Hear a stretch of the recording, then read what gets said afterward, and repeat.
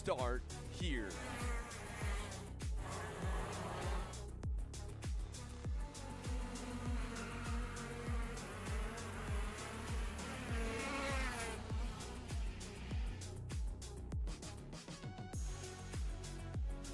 For more information, check us out online at mcckarting.com or call us and go racing today.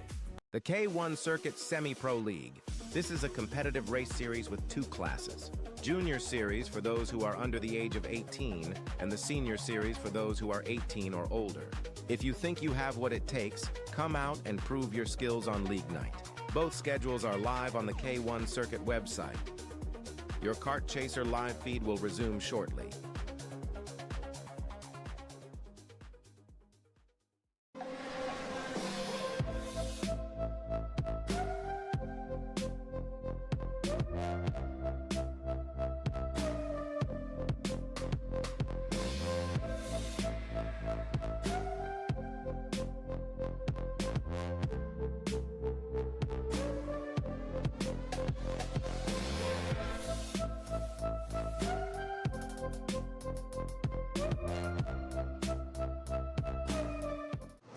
I'm really starting to like this go-karting thing. Yeah, me too.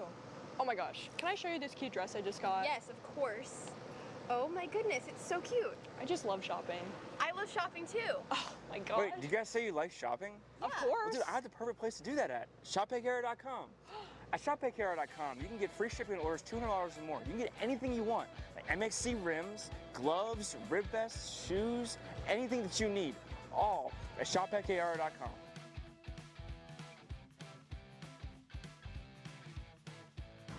Who is he talking to? No idea. But we're gonna have to check it out. Sounds like a great deal. Sure does.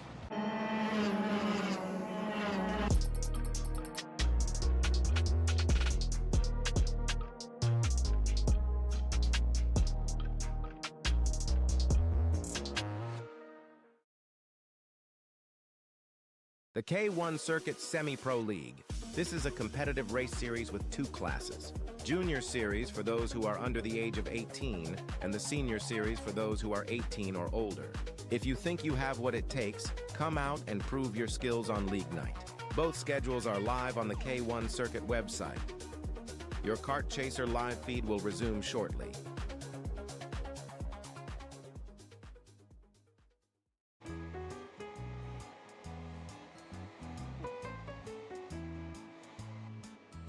Gee, looks like we're missing the engine. What the hell am I supposed to tap?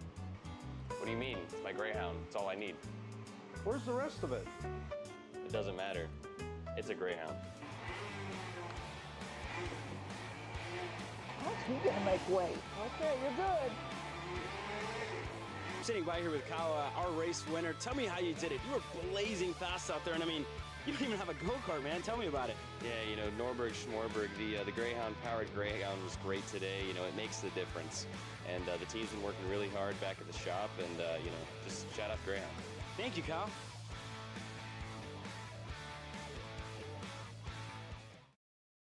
This is Henry. Henry feels sad.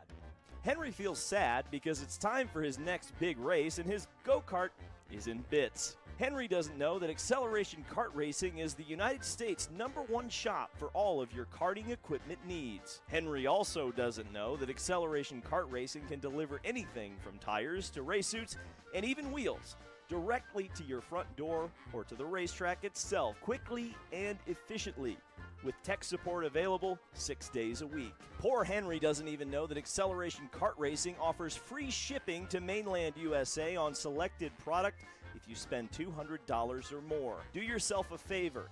Go to accelerationkarting.com and make sure that you are never left stuck on the pre-grid with Henry. Be smart and don't be like Henry.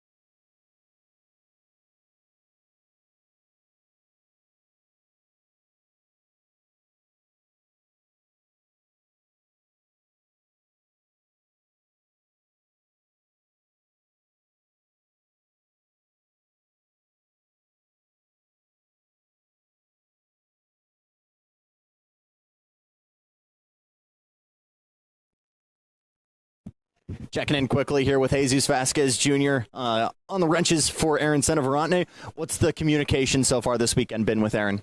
We're working on his driving a little bit. He's getting better as the sessions are going on. And with this track layout, it's pretty difficult, especially with the tic-tac-toe section. That's where we're struggling the most right now. But we're getting better every session, and we're putting in the work. So we're going out a little towards the back of the field now, but we're excited. We're excited and pumped to see how he will do this heat race.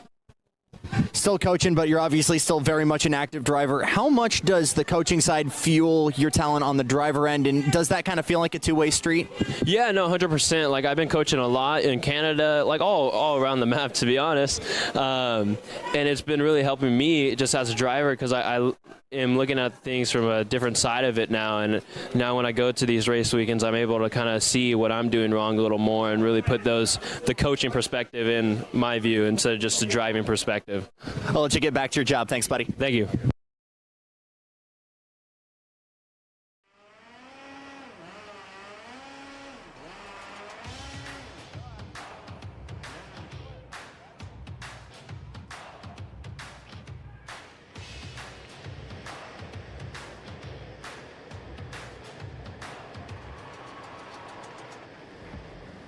One. All right, ladies and gentlemen, welcome back here as we get ready for our qualifying heats to start running here. We have 3 sets of heats to complete today for our 4 groups here, and it'll kick off here momentarily with Mini U10 and Minis to kick off for 7 laps. And look at that gorgeous lineup here in the front. Nash Motorsports sitting second place with Benjamin Tabby and third. So Nash Motorsport 2-3 is up in the front. It's Chase Rittering with Ford Direction Motorsports here. It's myself, Brad, joined by Dean. Dean, look at this run here in the minis, and tell me that we're not in for an absolutely amazing show.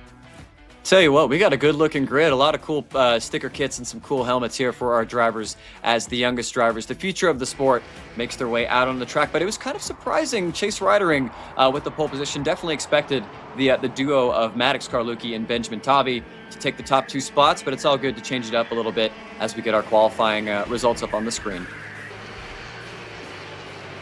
And as they roll through here, Bizanski and Palucci, they're 5th and 6th going through. You've got 23 entries in this class. Some of the big ones to note there: Bishop Motorsports, Carson Bishop, the 116, starting back in 12th place going through. And this is a class that is definitely going to be wildly varied in terms of championship, in terms of runs. It's all going to be interesting, and it's all about who can chase down Maddox Carlucci and Kendall West, and Asher Bizanski, who are your top 3 right now in points. As we go all the way back through, again, finishing out your 23 entries, going all the way back to Jackson Von Freckleton with the Precision Works 177. These minis and these under 10 minis, they run 7 laps. Still pretty long for the first heat race for these drivers. And remember, these are the tires that you'll have to use all the way up until the superheat coming up on Sunday. And also, the wind has picked up a little bit, so an even stronger tailwind going into that first corner. Hopefully the kiddos are able to keep themselves in order, and we'll see who comes out on the other side of turn 1 with the race lead. You see the way they're running them through the chicane there, and they have the barrier set up to make sure they get into tram line formation, being given the signal to slow it down as we wait. Green flag's out, and we're racing here for the first qualifying heat here in Winchester, California. Side by side already, Chase Rittering and Maddox Carlucci go side by side. Benjamin Tabby looking to make a move here as we go 2 wide, make it 3 wide out of turn 1.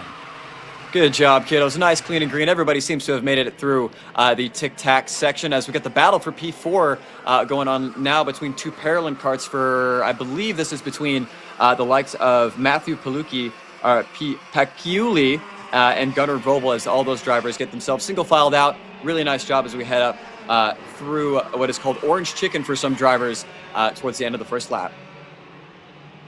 Orange chicken. I tell you what, that sounds good right now. We talk about food a lot here, and we're going to continue to do that. Up front, who's looking to take the cake up in the front? as we head down through the hill for the first time and head our way towards the chicane, out of Rocky Moran through the chicane. Look at the drivers hitting the chicane hard. They are willing to ride the bump and really make that work out here. But up front at the end of lap 1 is Chase Rittering, Maddox Carlucci, Benjamin Tavy 3rd, Asher Bazanski 4th, and then there's a lot of big shuffles otherwise. Matthew Paciuli in the Hainer Racing Team 216 dropping 6 places down to 12th, and then K1 Adriano dropping 4 places down to 17th.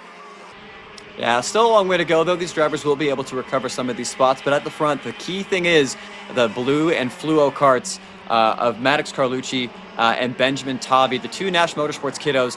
Will they be able to work together to dethrone Chase Rittering? And how does Asher Bazanski play into this? And will this battling bring the likes of Emilio Hernandez and one of your championship points leaders in Kendall West into this fight for the win of the first heat race?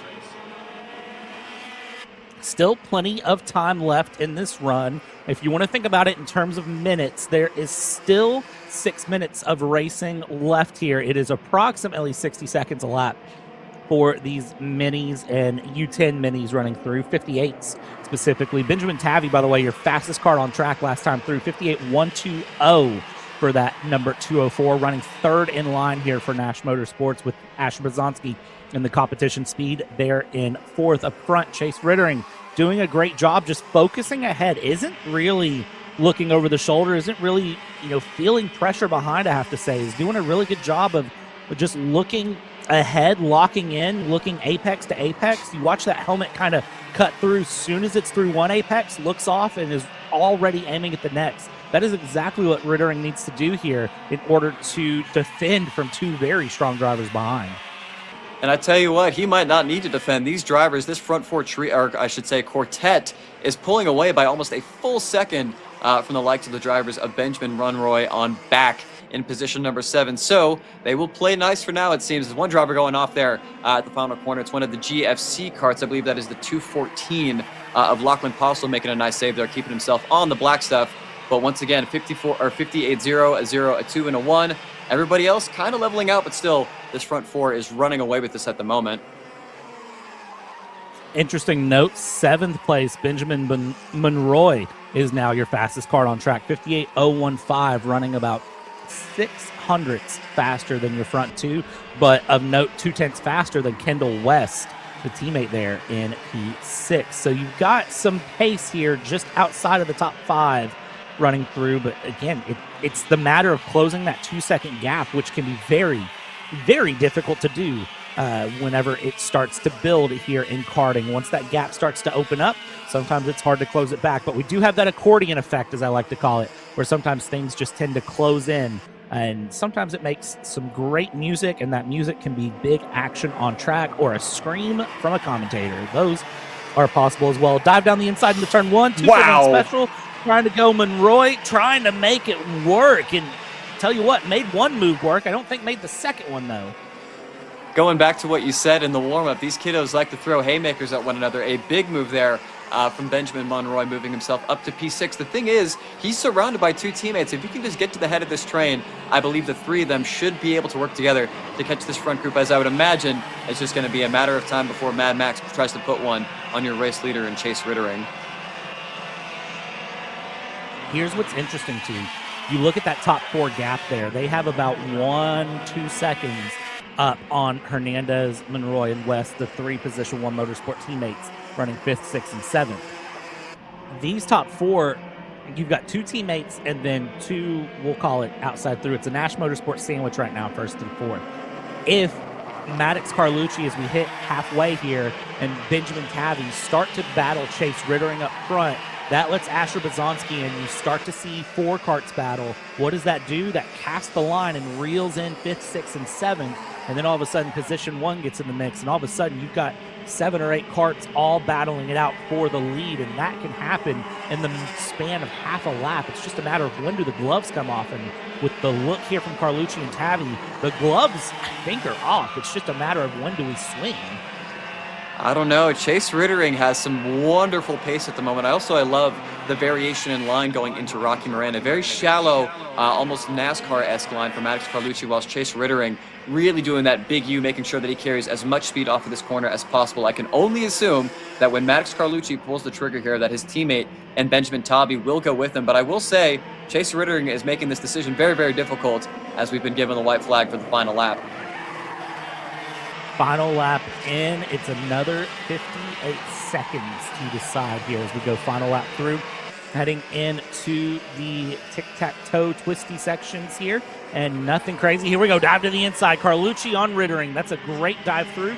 Now you got to defend it up the hill through the 2Ds. And that is the harder part, I would say, to defend here. First D through, great defense, just running the lines here, sets it up, and Rittering looking for a move on Carlucci. Tavi now looking for a move on Rittering. Here we go into the second D. It was a look over the shoulder, hold on to it, dive to the inside here into Rocky Moran. Go for the dive down the inside of Rocky Moran and make it stick through. What a beautiful switch back there from Chase Rittering. Now into the chicane. Are we going to go side by side? We certainly will. It's 2-for-1 special. Teammates go through. Chase Rittering dropping first to third on the final corner, coming across the line. It is going to be Maddox Carlucci and Benjamin Tabi 1-2, and we're 4 wide behind them for the run through outside of the top 10. Wow. Yeah, speechless. My jaw is on the floor. What a move, first and foremost, by Chase Rittering to try to get the lead back. Unfortunately, really heavily compromised his exit, and I wonder if that's something that we need to take note of going forward, going into the S's and into the last corner. If you do not have a place to slot in line, you will get freight trained, as Chase Rittering has just found out. Unfortunately for him, going to miss out on the win in heat race number 1, but what a great job from the National Motorsports duo of Max Carlucci and Benjamin Tabi. A brave send into Rocky Moran that was then taken as a 2-for-1 through. If you're Nash Motorsports, you're really happy with your mini drivers right now going through. Again, a recap here of Maddox Carlucci, Benjamin Tabi up on top, Chase Rittering. That's going to be heartbreaking, but watch Heat 2. I have a feeling that Rittering is going to have something up his sleeve here. Asher Bazonsky, Emiliano Hernandez, Benjamin Monroy, Kendall West, Liam McPhail, Lachlan Postel, and Matthew Paciuli. Your top 10 here running through. Some big names to note here. Sewan Adriano with the Precision Driving Concepts down 7 places in P20. You had some big movers. Sebastian Matijajic, who was up 4 places. Sebastian Ochi, who was up 3. And Melo Lucas Freitas, who moved up a few places as well to get up into P12. You got to be feeling good if you're your top 3. Well, if you're your top 2. Maybe Chase Rittering, I'm probably feeling good because it was some great battles, but wow. Yeah, these kiddos put on quite the show, and I'm sure only a little bit more coming up later on. We have the KA, I should say, juniors coming up on deck. If you thought that was crazy, get ready for what you're about to see in about 5 minutes' time.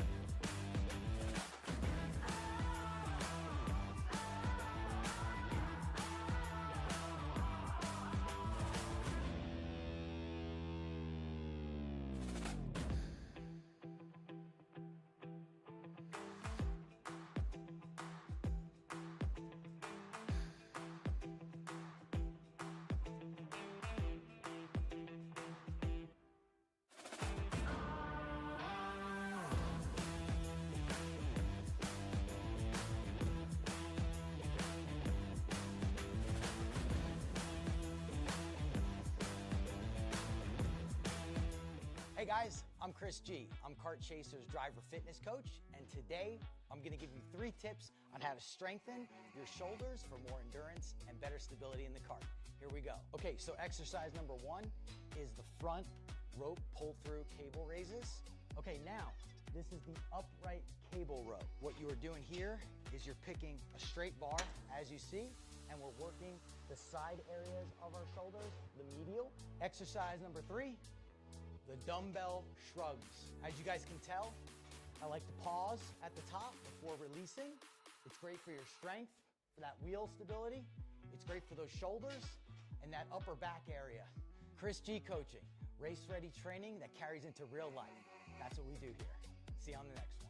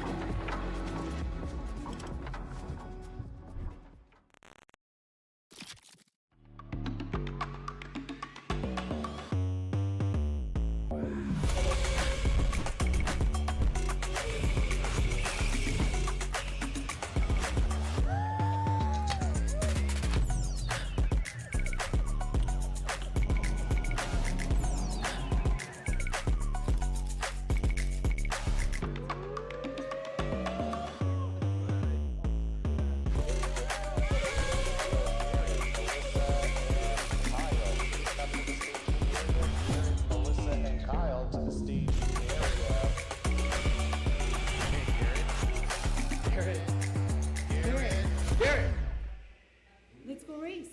Come on, man.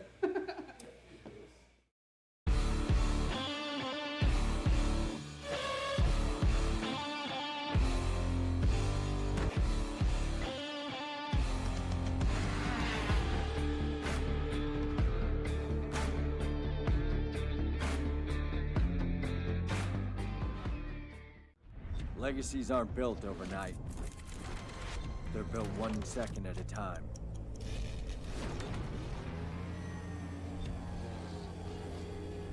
Never taking a lap off,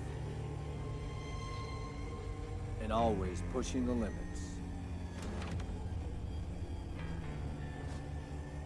K1, helping you build your legacy from the beginning.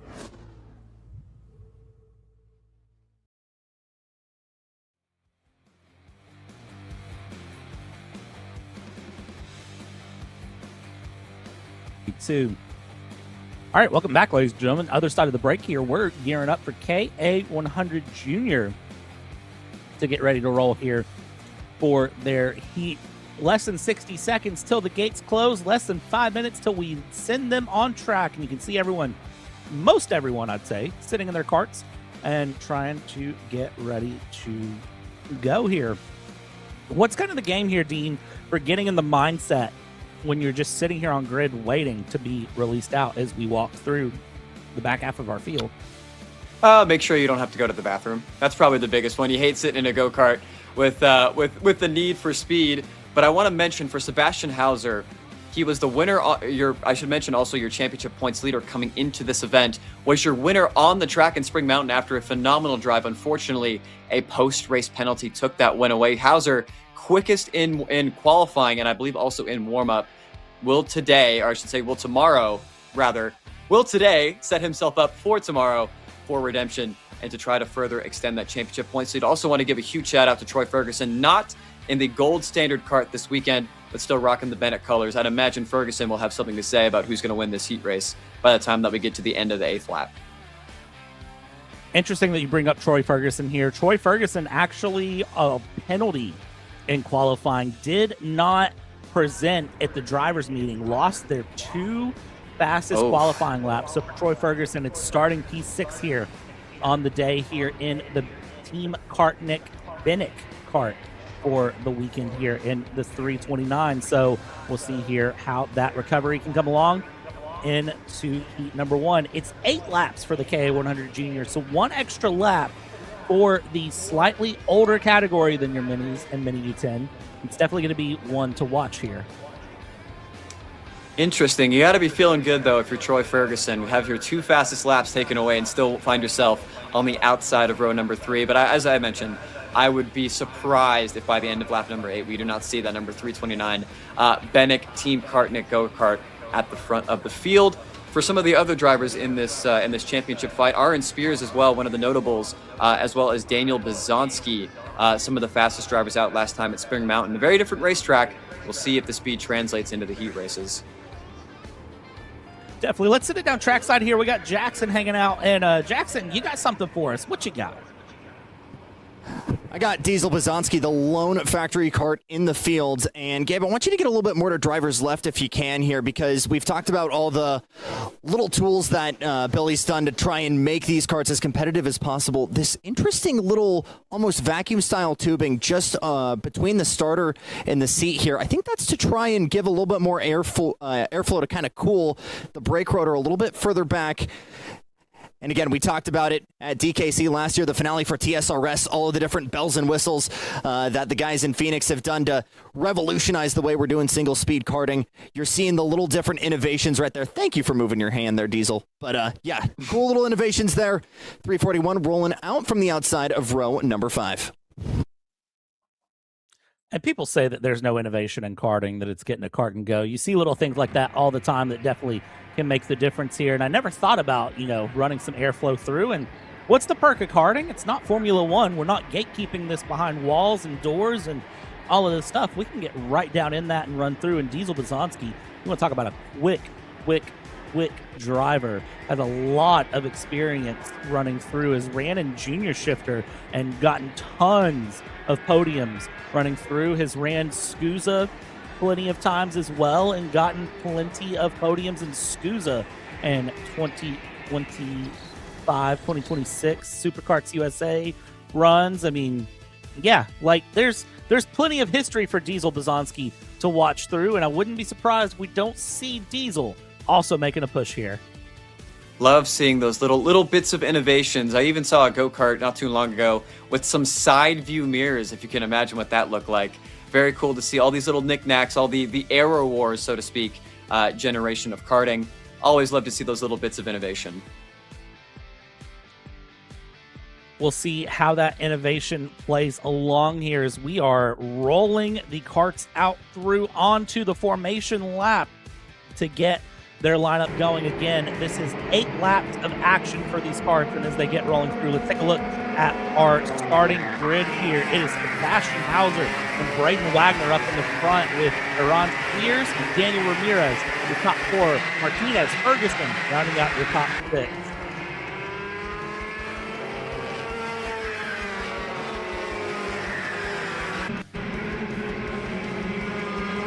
Moving on along from there, of course, we go back to Diesel Bizonsky kicking off the row number 4 with Estalte, Harley, Edelago, Kroger, and Whipple. Your top 12 running through here. Jet Whipple will be looking to make some moves forward. Declan Mixon, Mathis Steven, EJ Davis, Jose Luis Sanchez, and Quinn Cuevas. Your 17 karts to take this on, almost at 19 karts, because there's 9 rows, and you see we're already side by side here as they set up, and now they come through Rocky Moran, and they have just about a few runs here to go through, and they are nice and slow and bunched up here in K100. I like this team. Just want to remind everybody at home, championship points are on offer for these drivers. We spoke with Sebastian Hauser before last time's outing at Spring Mountain. Not thinking championship just yet. I think a very forward-looking point of view, but you got to think we're past that midpoint. We're on the downhill part of the season, getting ever closer to that season finale. You think Sebastian Hauser, does he want to put all the cards on the table to try to go for the win in this first heat race, or will he be put in a spot where he's going to have to think big picture for this afternoon? Your 1-2 on the grid or 1-2 in the championship, will they be 1-2 out of turn 1, being told to whoa it up here, waiting to hear that big signal. Hand up there from your leader as they try to get to a pace that's like green flag is out. We're racing here in K100 Junior. Heat 1 already squeezing to the inside here. Look at this, little bit of contact with your top 2, Sebastian Hauser there with a little bit of a bump to the rear end from Braden Wagner, the Formula Works GFP driver, trying to run through. Watch Nash Motorsports dropping back into 4th there with Aaron Spears as we battle through Daniel Ramirez. Look at that, 2 wide, 3 wide in the background, outside of the top 10 here, heading up the hill. Up front though, Sebastian Hauser holding on to the lead somehow just. Critically, though, clean and green from these drivers. A wonderful start, as I believe it was Troy Ferguson going back there, really not getting drawing the shortest stick of the bunch. Meanwhile, we have a top 5 breakaway as already Sebastian Hauser throwing some small defensive shapes. I wonder how important being out in front is going to be if we're going to see a race like the minis, where everybody plays nice and kind of waits to the end, or if we're going to see a bigger move from the likes of Braden Wagner to try to depose his championship rival early in this first heat race. First lap done, Sebastian Hauser holds up at the top, Braden Wagner. It's Daniel Ramirez the third and Aron Spears the top 4 through, with Luis Martinez holding on to 5th place, and a little bit of a gap back there to Henry Escalte and Diesel Bazanski with competition speed sitting in 7th. Your top 7 not that far separated from each other right now, but it definitely is. Your top 5 are a pack, and then 6 and 7 hold a line of their own here. Top 5 starting to spread through down to the inside there, looking for a move made. Sebastian Hauser down to 2nd, Braden Wagner up to the lead. Well, there's your answer. Not going to wait around. Is Sebastian Hauser going to immediately throw that jab back as Braden Wagner finds himself up into the marbles? Really good save, unfortunately going to cost him a lot of spots. We're throwing defensive shapes already. We're only to lap number 2. All right, so KA Jr., they decided to put on the UFC gloves and go. Here we go. Hauser was saying, hey, let's go. Ramirez says, never mind, I want the lead. Go to the inside, 2-for-1 special. Nash Motorsports, Aron Spears is going to try to follow through. Can't do so. Sets back up into 3rd place here up front, though. I tell you what battling from Ramirez, Hauser going through. Martinez into the mix as well. Braden Wagner, by the way, down into 5th place. After that goes through, Diesel Bazanski is in 6th and not that far off, because what's happened again, that accordion effect, that fishing line, whatever you want to call it, mixed in there on the inside out of the 1st into the 2nd. Now it goes side by side for a brief moment. They settle back in single file. Ramirez still leading. We're trying to find positions anywhere we can. Every corner on this track, passing opportunity. Big run out of Rocky Moran. My jaw is on the floor, already fighting like we're going for the main event here on this very, very beautiful Saturday morning here in Southern California. I love that about karting. You get like all the hand signals and whatnot of work together, and then the driver behind you goes for the passes. Wow, Sebastian Hauser not interested in waiting around. There's some more contact here between the top 3, as it looks like that is oh my goodness, Troy Ferguson making a huge move up the inside of tic-tac-toe. We got a dogfight here for P4. Oh, look at this, spreading out 2 wide, 3 wide through. That's Braden Wagner just trying to find some way to make some moves along, trying to move back up here. Hold on to the pack while you can, just try to find a way along. This is just absolute jaw-dropping in KA Jr. I mean, you literally have the whole field basically here in camera shot. Anyone's game right now. I do think the top 2 are getting a bit of breathing room here. Troy Ferguson has lost a couple of spots and dropped back. We go through Rocky Moran, and now, I think for the first time this race, heading to the halfway signal, we've got a little bit of single file.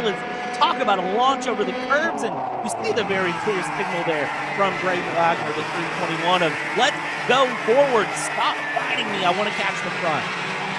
What I love is the battle for P12 is just as intense as the battle for P2 as these drivers continue to fight over track position, but it looks like we've kind of lulled things out at the front. 3-kart breakaway of Sebastian Hauser, Daniel Ramirez, and Aron Spears. It looks like this heat race will be decided between the 3 of them. And what I love about this KA100 junior category, very, very few teammate combos. Everybody's out there working for their own agenda. As you guys might be able to tell in the broadcast, coming up to halfway in this race, we've got a battle for P2. It's not done. Got down the inside into Rocky Moran. Great move there. Coming along again. That is packed through. That's Braden Wagner just trying to make the move to the muscle back. He's so frustrated to be down in 6th place right now. At one point leading this race. Another big run there. Out of the final corner. That was Escalte, who took a bit of a ride there, but able to hold on. Top 3, again, they separate a bit here. Diesel Bazanski leading 4th place back here. Fastest car on track. No surprise right now. Formula Works Braden Wagner, who's trying to find a way forward right now, but is in such a unopportune position, I have to say, away from the top 3. But is really trying to lead the charge to get back to the top 3. I was going to say, and as mentioned earlier, you got to make sure that you manage this press of rubber. These will likely be the tires that you will have to compete on for all of today and for the beginning part of Saturday. Got to make sure you're not using too much of them up. We saw at Spring Mountain that if you push on these tires too hard, they will grain very, very difficult, and you will lose that performance forever until you swap over to your primary set for the main event on Sunday. As we got a little bit of a hand signal between the 305 of Aaron Spears and Daniel Ramirez. That's a slap last time about for 35. Is there enough time to catch your championship points leader at Sebastian Hauser?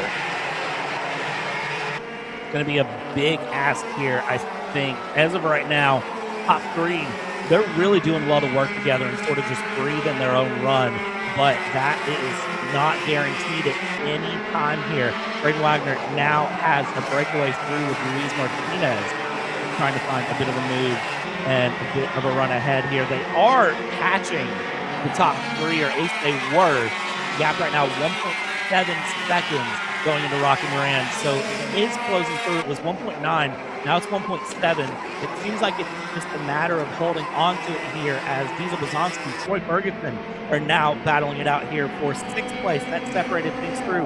Coming to the white flag, 1 lap to go here. Hauser, Spears, Ramirez are top three. I was going to say, one of the main things that we learned from Spring Mountain is this HRT team, when they get it right, they get it super, super right. Sebastian Hauser, it wasn't his 1 lap pace that made him so good at Spring Mountain. It was the long run pace of this 307 Kart. It looks like that long run speed has translated to today as Luis Martinez shows some signs of life in P5. Unfortunately, probably a little too late. It looks like Aaron Spears might make a run here at Sebastian Hauser before this thing is all said and done with. Gloves came off early, but then once the field spread a little bit mid-race, there was a little bit of breathing room. With half a lap left to go, 1 sector left to go, look over the shoulder there from Sebastian Hauser. Sebastian Hauser leads the points coming into the weekend. That curb doesn't exist to these KA juniors, but coming to the line for Sebastian Hauser, the checkered flag first does exist. It's a win in heat number 1. Look at that. We got Nash Motorsports, HRT, Axis, Fennec. We got every team on display here in KA100 Junior. A phenomenal heat race from our drivers with very few incidents, some little moments of argy-bargy, but largely very well managed from our drivers. And this will set the grid for heat race number 2 coming up a little bit later today. I'll be interested to see if there is any look from the stewards and from race control regarding anything that we saw there in heat number 1. I'll keep an eye on it, and of course we'll report in through if there is anything called for. Looking back right now at the results of heat 1 minis, it looks like nothing has been published at this time. So looking through, here are your unofficial results for KA100 Junior. Again, your points leader, the Cosmic Kart of HRT's Sebastian Hauser, bringing it to the front. Aaron Spears there in the OTK of Nash Motorsports. In second, Daniel Ramirez, Braden Wagner down into fourth when it was all said and done. But of course, at one point leading that race, having that big moment through Rocky Moran, Luis Martinez starting out through. Let's take a look at your Coastal Inc. recap here at the start. Again, there was that contact up front from Hauser and Wagner. I'll be curious to know if there's any pushback issues there for Braden Wagner, and it was a dive down the inside, a beautiful move from the 321, but then ultimately coming through, more paddles shaped up, Spears and Ramirez getting into the mix as well, because all said and done there, it was just unfortunately a moment, Braden Wagner, that cost him runs through. And critically for Troy Ferguson, I didn't think that two fastest lap penalty was going to make the difference, but as we saw, the difference between P3 and P6 was a mountain. I believe there's still plenty of speed in that Team Kart and Go-Kart. We'll have to see if Troy can get that thing figured out for heat race number 2, but critically, for as crazy and as hectic as this heat race was, no incidents for our drivers, maybe some stewards inquiries, but otherwise everybody should be ready and set to go for heat race number 2. Absolutely. Big win there from Sebastian Hauser in heat 1, and then it will be a short moment here before our next heat. KA Senior coming up next here. They run 10 laps. Now, I do like the way the laps are set up. 7 laps for minis, 8 laps for juniors, 10 laps for seniors, and 10 laps for Heritage X30 Pro. I definitely do like that look here as we are about 4 minutes out from KA Seniors getting ready to roll. And, well, tell you what, they're going to be ones to look at as well with KA Senior. That was an absolutely wild time, and I have a feeling that that is going to just continue to be the story of our day, because I tell you what, I don't know what's in the air here in Winchester, but I feel like every class has absolutely had their gloves off, ready to fight since they showed up. That's the wonderful part about karting. If there's any kind of motorsport in the world that always brings the entertainment factor, it is Southern California homegrown karting at K1 Circuit. These drivers, the funny part, especially when it comes to the teenagers, you know, they'll throw these huge jabs at one another on track, really beat and bang, and then they'll get out and they'll shake hands and they'll talk about it and be back to best of friends. So always love seeing the duality that is this family sport of karting, even at this high level. Although after that first heat race, I don't think there's going to be too many handshakes and smiles going on between some of our drivers. To be determined is where I'm going to put my stance on that. A big old to be determined is the name of the game here. Taking a look as we get ready for KA seniors to roll. Again, 35 entries in this class, 33 placed a time in qualifying. And on top is Matthew Cagle in the GFC with Jackson Gibson, second place in the OTK to run through. And it's a big list here. 33 officially put in a time. Max Saga did not take a time here on the go, so we should see 34 karts get on track for heat number 1. As mentioned, it is that battle between the black and white and the black and red of Formula Works GFC and Axis Kart Sport. I would be surprised if we don't see some of these teammates working together. We saw with the in the cadet category, 2 of the National Motorsports drivers were able to team up on your race leader and were able to shuffle them out. If there's not a spot in line going through that last chicane, could make life very difficult if you're caught fighting 2 or 3 drivers or more from another team. 1 minute on grid. Karts are fired up here for KA seniors. They get ready to roll for qualifying heat number 1. And as they roll, 33 karts will take to the run here. And I'm curious really to see, apologies, 34 will take to the run. Max Saga is going to be taking through. And well, let's take a look here. Formula Works up the front. Again, Matthew Cagle, your points leader, coming into the weekend. Definitely going to be looking to cement that run here. That 476, though, to the outside, I have to say, Jackson Gibson looked good in qualifying. I'm curious to see. We talked about it in qualifying. I'll say it again. It's not always about your fastest one lap. It's how do you run through the weekend. And again, you got to nurse these tires all the way through the weekend. So as KA Senior, they get rolling here for qualifying heat 1. Let's take a look at this starting line up of Matthew Cagle and Jackson Gibson leading through. Now, there's all your karts rolling through. And you don't want to be back in that Hornets Nest, I can tell you that, though, going through. And, well, while the karts are rolling, let's bring you down trackside here. Jackson, you got something for us? I've got a very busy Keegan Kaminsky, as we mentioned, doing double duty both in Pro X30 and KA100 Senior. He's having a good time. He just has no time to give feedback because he runs back to the tent and he tells me he's got maybe 30 seconds to give feedback to Tony Siragusa and the Formula Works guys, and then has to suit up again in the different go-kart. Regardless, thinks he's got a very good GFC in traffic. Watch that blue, black, and white helmet rolling off from the outside of row number 5.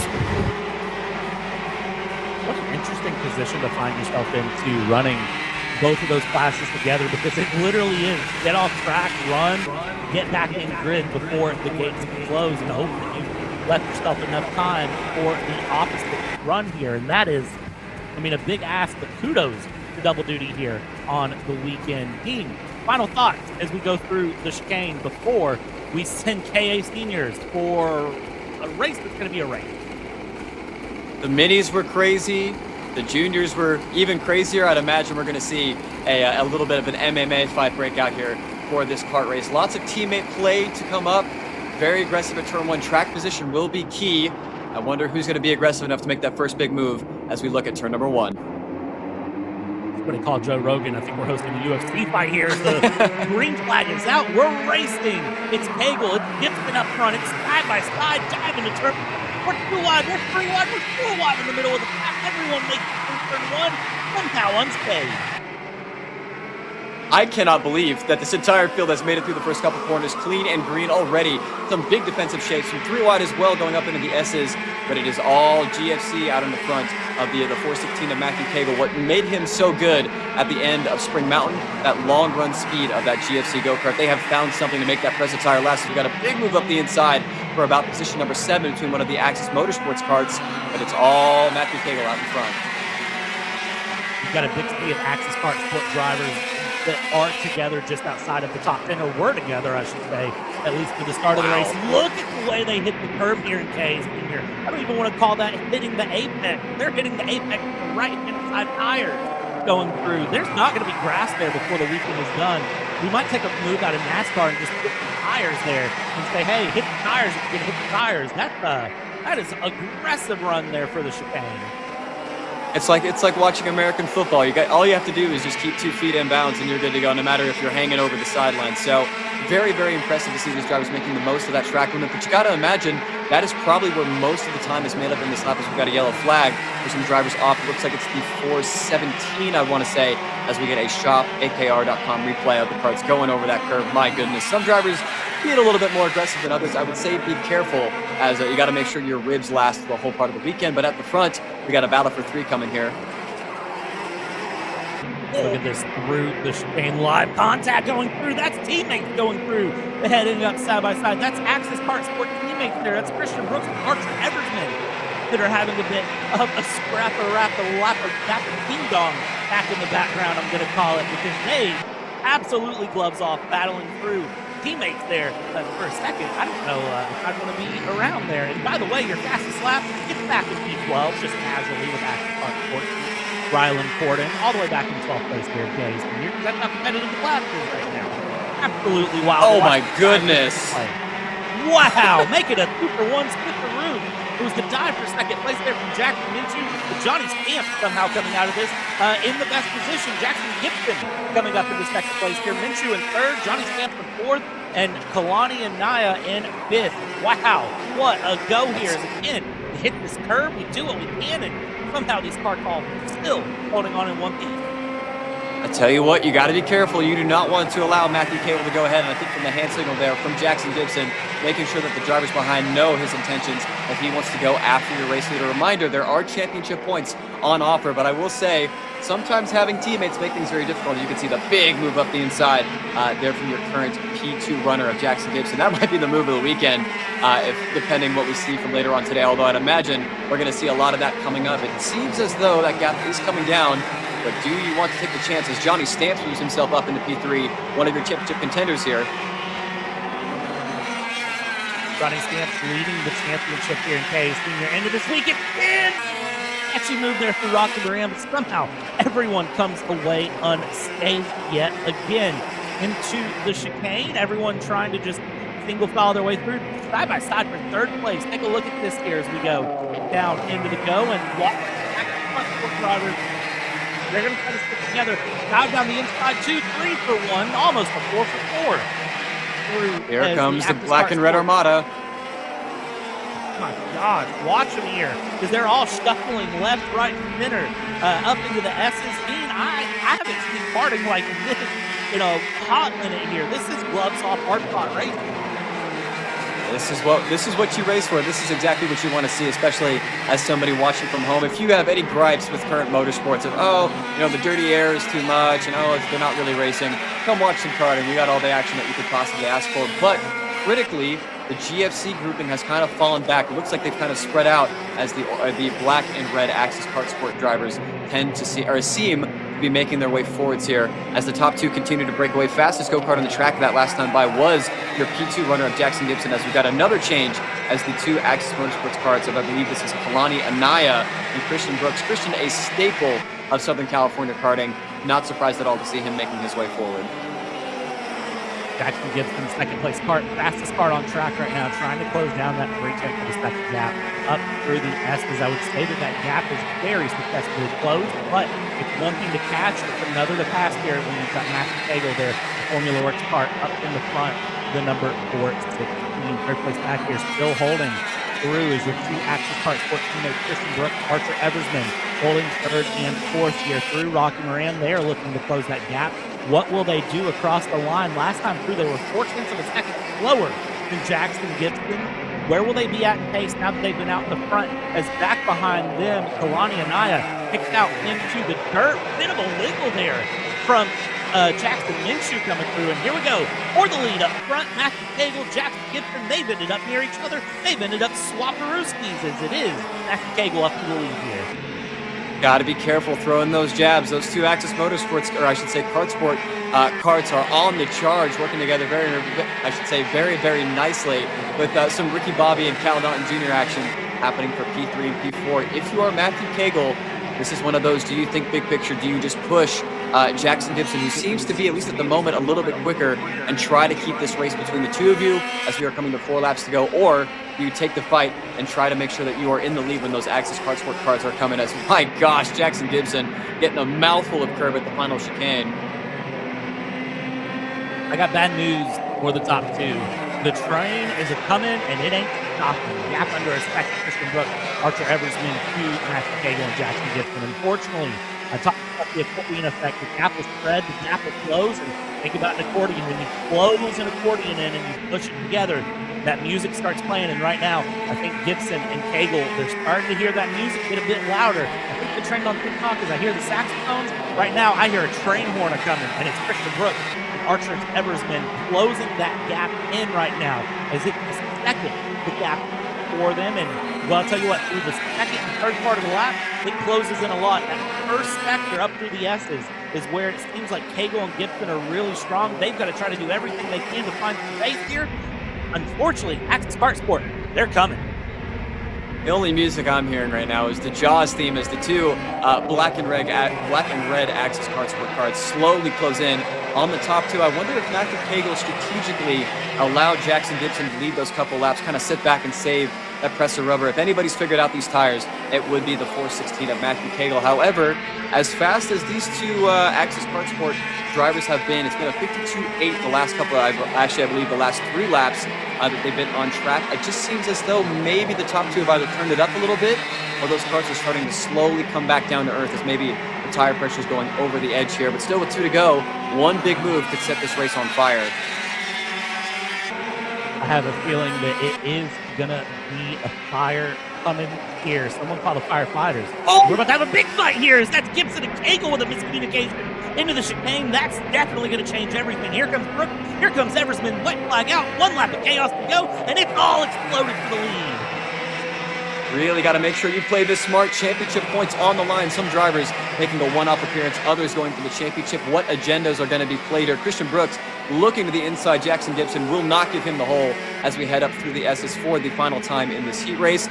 Can Matthew Cagle hold on into the very deep braking zone of double orange chicken, I should say, and what happens at Rocky Moran? Here we go, side-by-side teammate making the move here for third. That is Brooks and Eversman. A little bit of miscommunication there. Look at Jackson Minshew, the Calvo driver, development driver, up into 5th, now up in the mix as well. Cagle doing everything possible to defend here. Jackson Gibson under some pressure. Here we go. This is going to be heading into the chicane. It was almost side-by-side. It was off track there for Jackson Gibson. Jackson Gibson off 4 wheels all the way over the curb, but able to hold on. And across the line, they will be how they were into the final lap. Somehow, that went through 1 more lap, and it would have been absolutely insane. But Matthew Cagle with formula work, able to win on this run here. 10 laps for 9 miles of racing. Jackson Gibson second, Christian Brooks in third, Archer Eversman and Jackson Minshew closing up for this as well. Wow, top 5, absolutely crazy. Nothing short of an astonishing race here from our K100 senior drivers, but you guys would expect nothing less. For Matthew Cagle, you've won the battle, but I tell you what, for the 486 of Christian Brooks and the 466 of Archer Eversman, they look really, really good to win the war later today. It's all going to be about tire management, but for now, everybody gets to take a break, take a breath. Keegan Kaminsky will get himself ready to jump in the X30 Pro coming up after the results page gets ran through. And I tell you what, we've got a hell of a day of racing if that's just the first heat race. Christian Brooks up 8 places to find P3 with Archer Eversman there in 4th. I mean, talk about just absolutely wild running. Heartbreaks here of the day, I have to say. Kalani Anaya down 13 places into the 6th 18 on the day, but you had lots of movers. Max Saga, by the way, didn't set a qualifying lap, moved up 11 places into P23, so slowly trying to charge that last to first challenge here. You said it best, Teen, I got to say. For Matthew Cagle, might have got one here. You got to do that 2 more times today, and you got to do it twice tomorrow for even longer races. 17 laps tomorrow for the final. So if you can hold on for 14 and 17 laps tomorrow, along with 2 more 10-lap heats today, you've done something really well here as all of the carts roll in to the scales. And we take a look here up at the front. And I want to point something out there for Johnny Stamps. In the span of 2 corners, Stamps was looking to move himself up onto the podium, but 2 costly mistakes moved himself down. I believe almost outside the top 10, was able to recover to P7 for one of your championship points contenders. That is just showing how important track position can be, the ability to determine your own fate. A lot of these drivers will be having some pretty lengthy conversations with their mechanics as we get ourselves ready for X30 Pro and KA100 Heritage coming up here.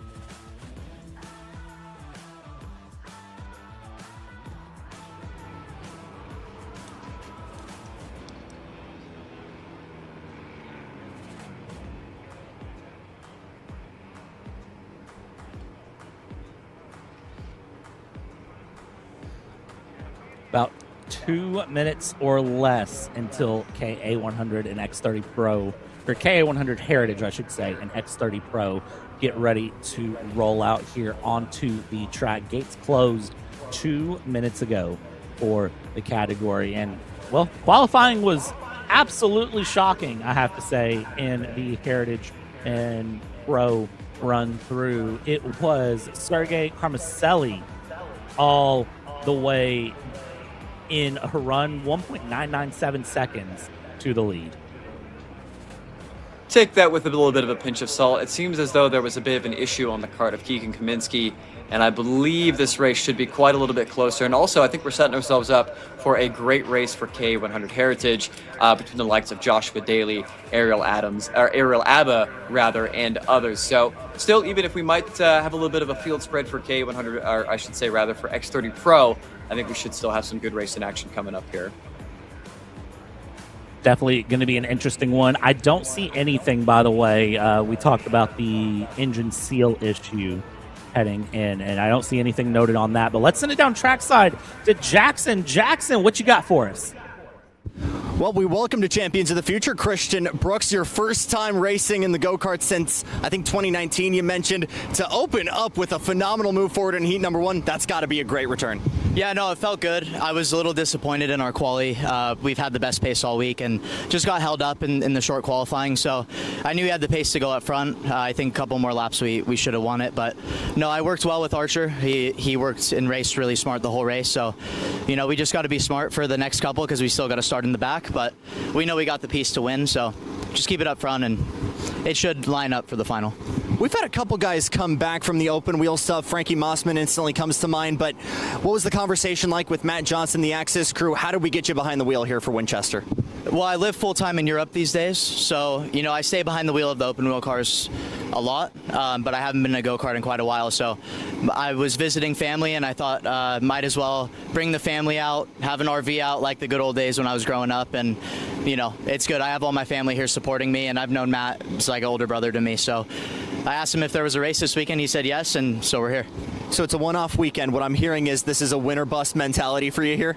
Yeah, I mean, I'm here to have fun. These guys raced pretty clean, and it was a really good time, but it's winner bust for me all the time normally, so I just do my best and see what we can do. We appreciate it. Thanks for the time. Thanks, man. Win or bust weekend for Christian Brooks. I think that's an interesting way to phrase that through and, you know, relive some childhood memories by showing up here and kicking things out.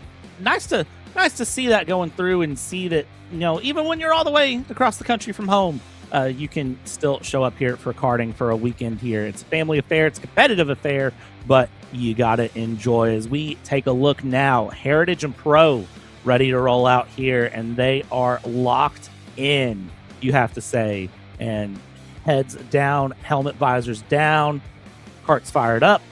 They're just waiting to roll.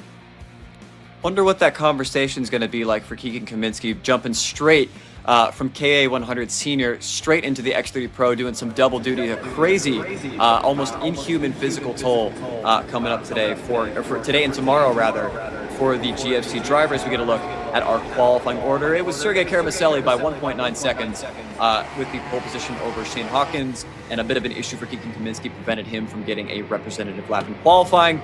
For K100 Heritage, we have Joshua Daly, one of the drivers that had the engine seal issue. He'll be leading the field for that group with Ariel Abba to his right side. Tony Gomez, Alex Gutierrez in row number 2, Pietro Moro and Andre Isak in row 3, with Craig Vasquez capping off the field in position number 7. 10 karts in total to take on this category through. We had, of course, the random one-off kart that was in qualifying that was one of our juniors who, I don't know how, ended up showing on the timing table here in the session. But we will be rolling Heritage and Pros now, and tell you what, it's going to be one of those to lock in, be ready to go, and be thinking about the long-term game here in terms of your championship in Heritage. Tony Gomez leads the championship through with Joshua Daly in second place and Andre Isak in third on the Heritage side. And the X30 Pro side, of course, it is Sergei Karamaselli, who's been at every round and leads the championship, and will look to extend that today as the karts roll through. And it looks like a little bit of miscommunication there from the X30s in terms of how the chicane would work through, but they're slow rolling in to the tram lines, looking for they'll loop them around one more through with the miscommunication on the X30s, it looks like. Fair call by race control. Last thing you'd want to do is have any bit of confusion as we barrel ourselves off into turn number 1. Interestingly enough, it is the lone Kart Republic of Sergei Karamaselli against 2 GFCs. However, I don't know if Lakeside Karting, we'll have to check if Lakeside Karting is at all affiliated with the GFC machine of Keegan Kaminsky, obviously the Lakeside Karting machine of Shane Hawkins. So just because we see drivers on the same chassis doesn't necessarily mean we're going to see them work together.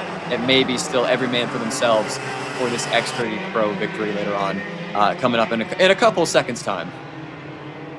Set it down real quick. Jackson, you got something else for us here before we go green?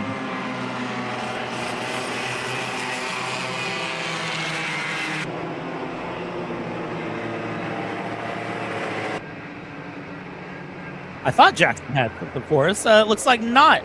So we are going to hit the tram lines here again. Looks like no more miscommunication on the chicane this time through. They are going to roll through the blocks here. Everybody locked into their rows. We'll head up into the tram lines now. Let's see if second time's the charm here. Heritage and Pro. Waiting on...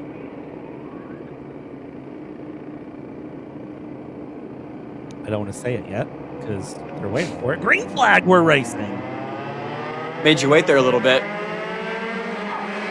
Heck, they did, and what a run up front. Look at that as Keegan Kaminsky gets the move there done on Shane Hawkins up in the second place already. And already you can see X30 is going to be a good old gloves out battle. Dive to the inside there trying to get past Sergei Karamaselli down into the S's. Not able to, but look at that for Keegan Kaminsky already up in the second, already charging for the lead.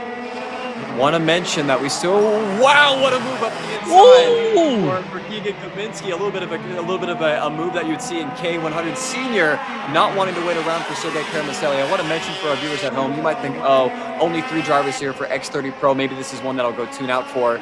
We had some of the best racing at Spring Mountain last time out between Sergei Karamaselli. I forget the driver that was involved, one of the Axis Motorsports, I should say, Kart Sport drivers. But just because we got a small field doesn't mean we're not going to have some of the best racing action. This is Karamaselli back up the inside, but a nice little over under there for Keegan Kaminsky. Definitely don't walk away from your monitors just yet. That over under showing that it's one thing to catch, it's another to pass, and it's a third entirely to defend it here in the X30 category. But that's going to be the name of the game here. 10 back to the group. We're lap 1 at 10 down, and up front it's still Karamaselli Kaminsky second, first. There we go. Dive to the inside. Good switch through heading out of the hairpin as they head towards the second D down into Rocky Moran. And, well, that's a way to make a move. And now it's a matter of defending it yet again here. Strange kart behavior there for Keegan Kaminsky. I wonder if maybe that kart might be a little overstuck. Surprising to see that so early on in this race as we come to the end of lap number 2. But I think we've seen it very early. The gloves have come up. Now looking back, K100 Heritage, everybody's still together. It looks like it's Ariel Abba that has taken off from the front of the field, as it looks like the 506 of Joshua Daly might have a pushback bumper. You can see it kind of folding there in the wind. I wonder if maybe that's something that the race stewards will have to take a look at, as Kermaselli sets the fastest lap of this race at a 51.5 already. I believe only a half second off of what they ran for full time in qual. These carts, even though it's getting a little hotter, they are still moving. They are not giving it up, that is for sure. I'm very, very impressed to see the pace being shown out of all of these drivers here as the weekend continues. And they're doing well to keep that momentum up. That's one of the things you always worry about over a weekend is, does the momentum continue or does the momentum die down? And right now, momentum very much continuing to swing along here as we look at, there for Joshua Daly, somehow able to hold on to it, but it hit that first curb, and I thought the whole rear end kicked out. And yeah, that is a pushback bumper, I believe. Yeah, unfortunately, there is a penalty. I'm not entirely sure. We'll have to check in with our sources what the penalty for a pushback bumper is, but unfortunately, likely this P2 at the moment for Joshua Daly is going to be all for naught. But at the front, I love that send-it mentality that these drivers have going over these curves. You know, it's, like I said, all you got to do is keep 2 tires in bounds, and you should be good to go with race control. As we get a look at the back, this is the battle for P4 and K100 Heritage between the likes of your championship leader and Tony Gomez, Pietro Moro, Andre Isak, and Craig Vasquez having a good fight here for the first step outside of the podium. Fighting it out for this run along, and I'll tell you what, yeah, this Pat chicane, if they can keep that sort of run through all weekend, I'm going to be impressed here. Taking a look again, Kermaselli and Kaminsky, your top 2 as they run up the S's and head towards the D's. And looks like for now they are doing a good run here. A little bit of switch along, switcheroo, switch back, side by side. They continue to battle it out through as Kaminsky will take back the lead over Kermaselli here. Great move along, I have to say, as you see a little reach back there. It looks like Kermaselli, a little bit of a tweak of the radiator fins there, trying to find a little bit more power, maybe trying to cool a little bit more, and just trying to do what needs to be done to nurse this X30 through. Big dive there. Look to make the outside work. That's not conventional there, and there it goes. What a pass. My apologies to Jackson Gibson. I think, unfortunately, the overtake of the weekend already has just been stolen by Sergei Kermaselli around the outside. We'll see if we can get a shopakr.com replay of that pass. An incredible move there for the Russian-American driver. Like I said, just because we have a smaller field this time out for X30 Pro does not mean that we are going to be short on action. For those of us that are fans of some video games, you know, when you're playing a team game where it's 5-on-5, you know, you can kind of mess around a little bit more, but when it's a 1v1 situation like we have here between Kermaselli and Kaminsky, it is a no-holds-barred, as we are only halfway done here in this heat race. I feel like we're watching WrestleMania up here at the front as Kaminsky slides away through. Somebody's about to bring up the thumbtack and warm on the ring and then jump off the top rope with a ladder. I mean, that's the nature though of this sort of racing.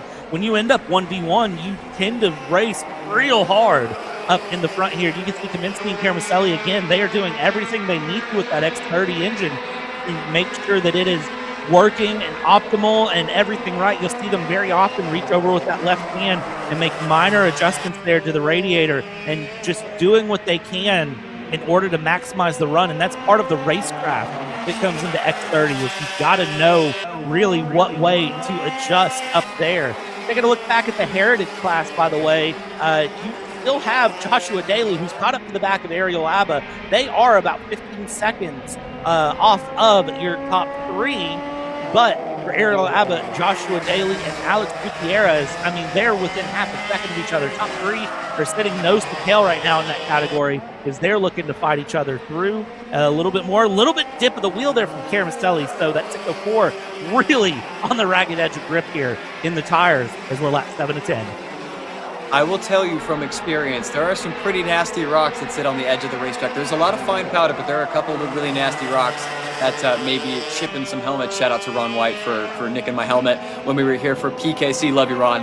But at the front, it seems as though Kermaselli has finally got that little bit of breathing room, as Kaminsky seems to kind of be struggling with that go-kart as we are getting to the lap 8 portion of this race. Seems as though Kermaselli may have the speed advantage. I love seeing these drivers really push the limits of the track, even get some of their rear tires in the dirt as we've got the twin sticks of 2 to go. 2 to go here will shape up this battle immensely, because it's going to become a case of, are you just going to try to look towards the next stage, or are you going to let this one really want to run its way through? And, well, I think depending on your mindset on the weekend, the championship, or race by race will determine that answer. I'll tell you right now, these two are not going to let through, even though Kaminsky has to run back-to-back runs this entire weekend and has now ran 19 laps in a row here. Still going to be pushing for the lead here. Physical endurance is not going to be what holds back even Kaminsky.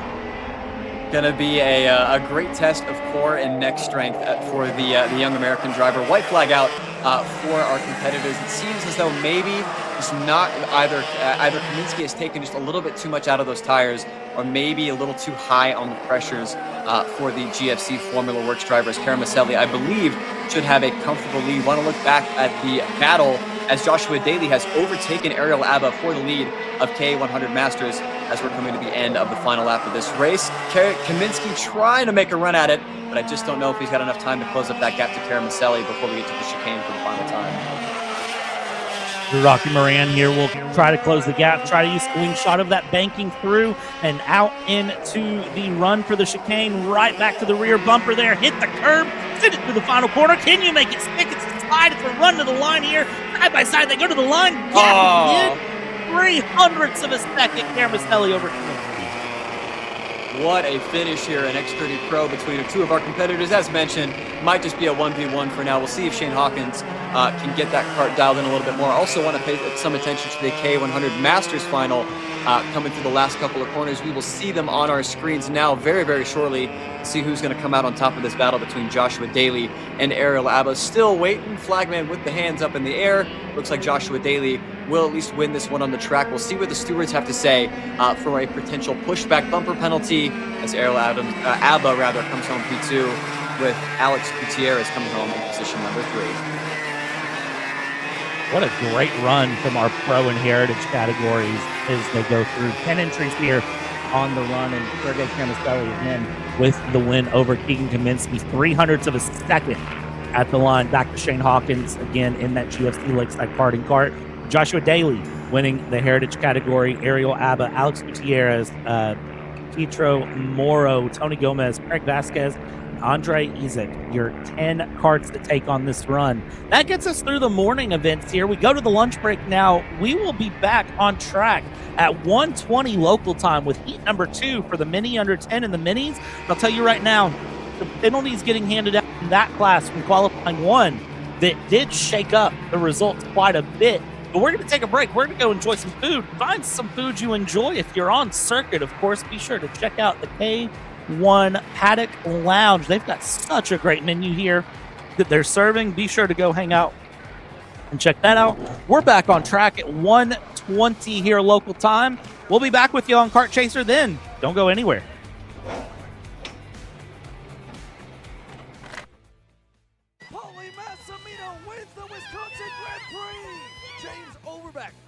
Start number 2 gets win number 1 in OKN Stars. On track or off, Brandon Jarsekrak Racing delivers elite performance. Led by 4-time Pro National Champion Brandon Jarsekrak, our team masters driver coaching, data-driven analysis, and mechanical precision at every national event. Contact us today at BrandonJarsekrakRacing.com. Welcome to the future of kart race preparation. Kart Sim Pro North America. Featuring laser-scanned North American kart circuits and precision-tuned kart physics developed using real telemetry, dyno and tyre data, Kart Sim Pro North America delivers the most advanced and realistic kart simulation experience available today. Whether you're training for race day, refining your lines, or shaving tenths off your personal best, Kart Sim Pro gives you pro-level insight without leaving your home. Trusted by world champions, coaches, and karting enthusiasts alike, this is where virtual practice translates into real-world performance. Experience the thrill, the challenge, and the edge. Kart Sim Pro North America. Use code CHASER20 to get 20% off today.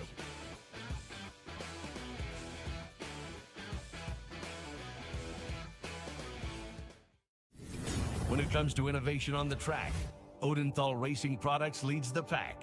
From the highly popular EasyGP camera mounts to our tough case to GoPro case, racers everywhere trust ORP for strength, reliability, and precision. We're proud to be the #1 engine mount manufacturer in the USA. And with our new Easy Bumper Retainer System, you won't get caught out with a failed bumper bolt again. Odenthal Racing Products. Lead or get left behind.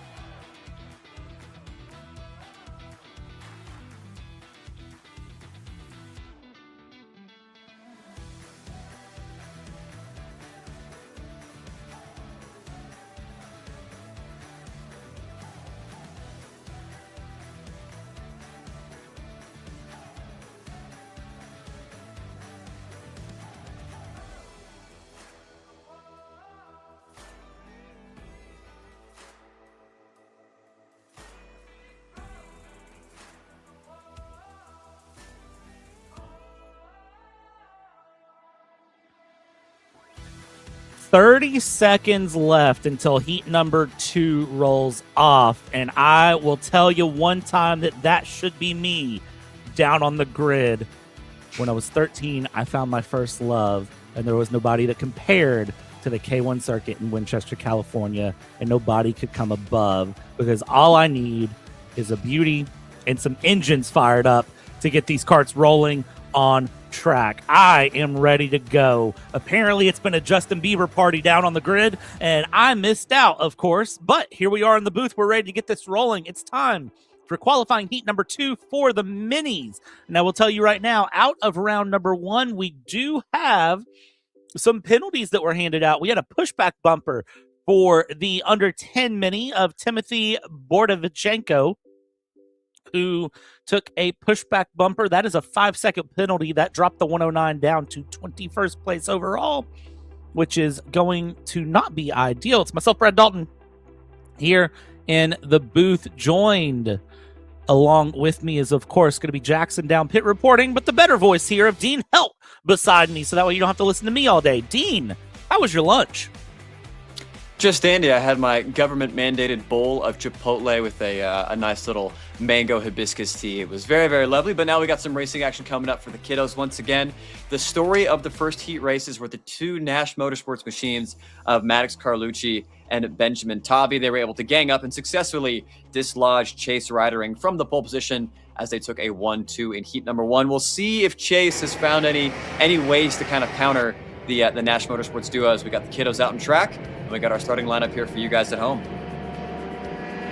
Starting lineup here, Rittering and Carlucci up into the front, along with Benjamin Tavi there in third, and then you have Benjamin Monroy in Position 1 Motorsport, who is running with the under 10s, who will be starting 4th or 1st overall in that class, depending on how you want to categorize it. Asher Bazonsky, Matthew Paciuli, Gunnar Vrobel, Kendall West running through here, and then rounding out your top 10 is Emiliano Hernandez and Ryan McPhail going through. Some big names here all the way up and down the go. A lot of Precision Driving Concepts drivers and Position 1 Motorsport karts here. A lot of Nash Motorsport karts as well in this mini and mini under 10 category.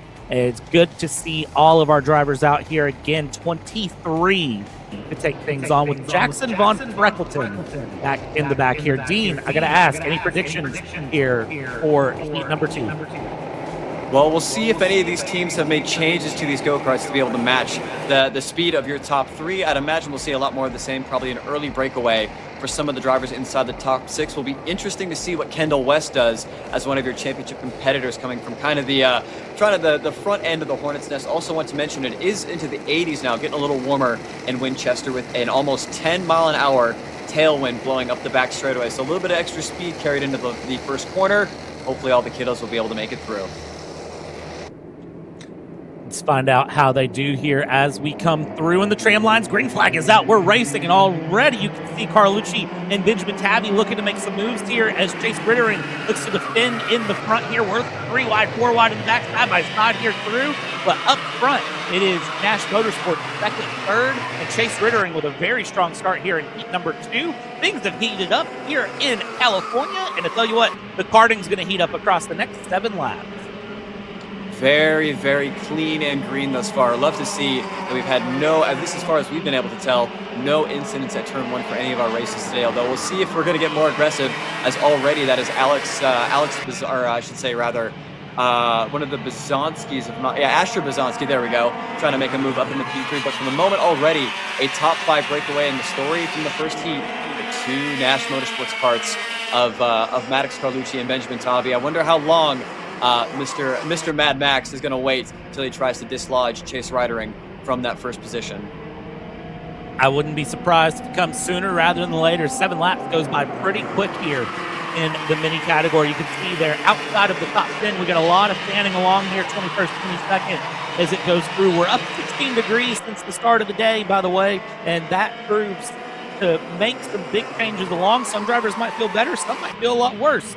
How does your kart handle this California heat is my question. The answer right now for a lot of these karts up front looks like pretty good. Top 7 here, pretty close through as top 5 stays single foul for now.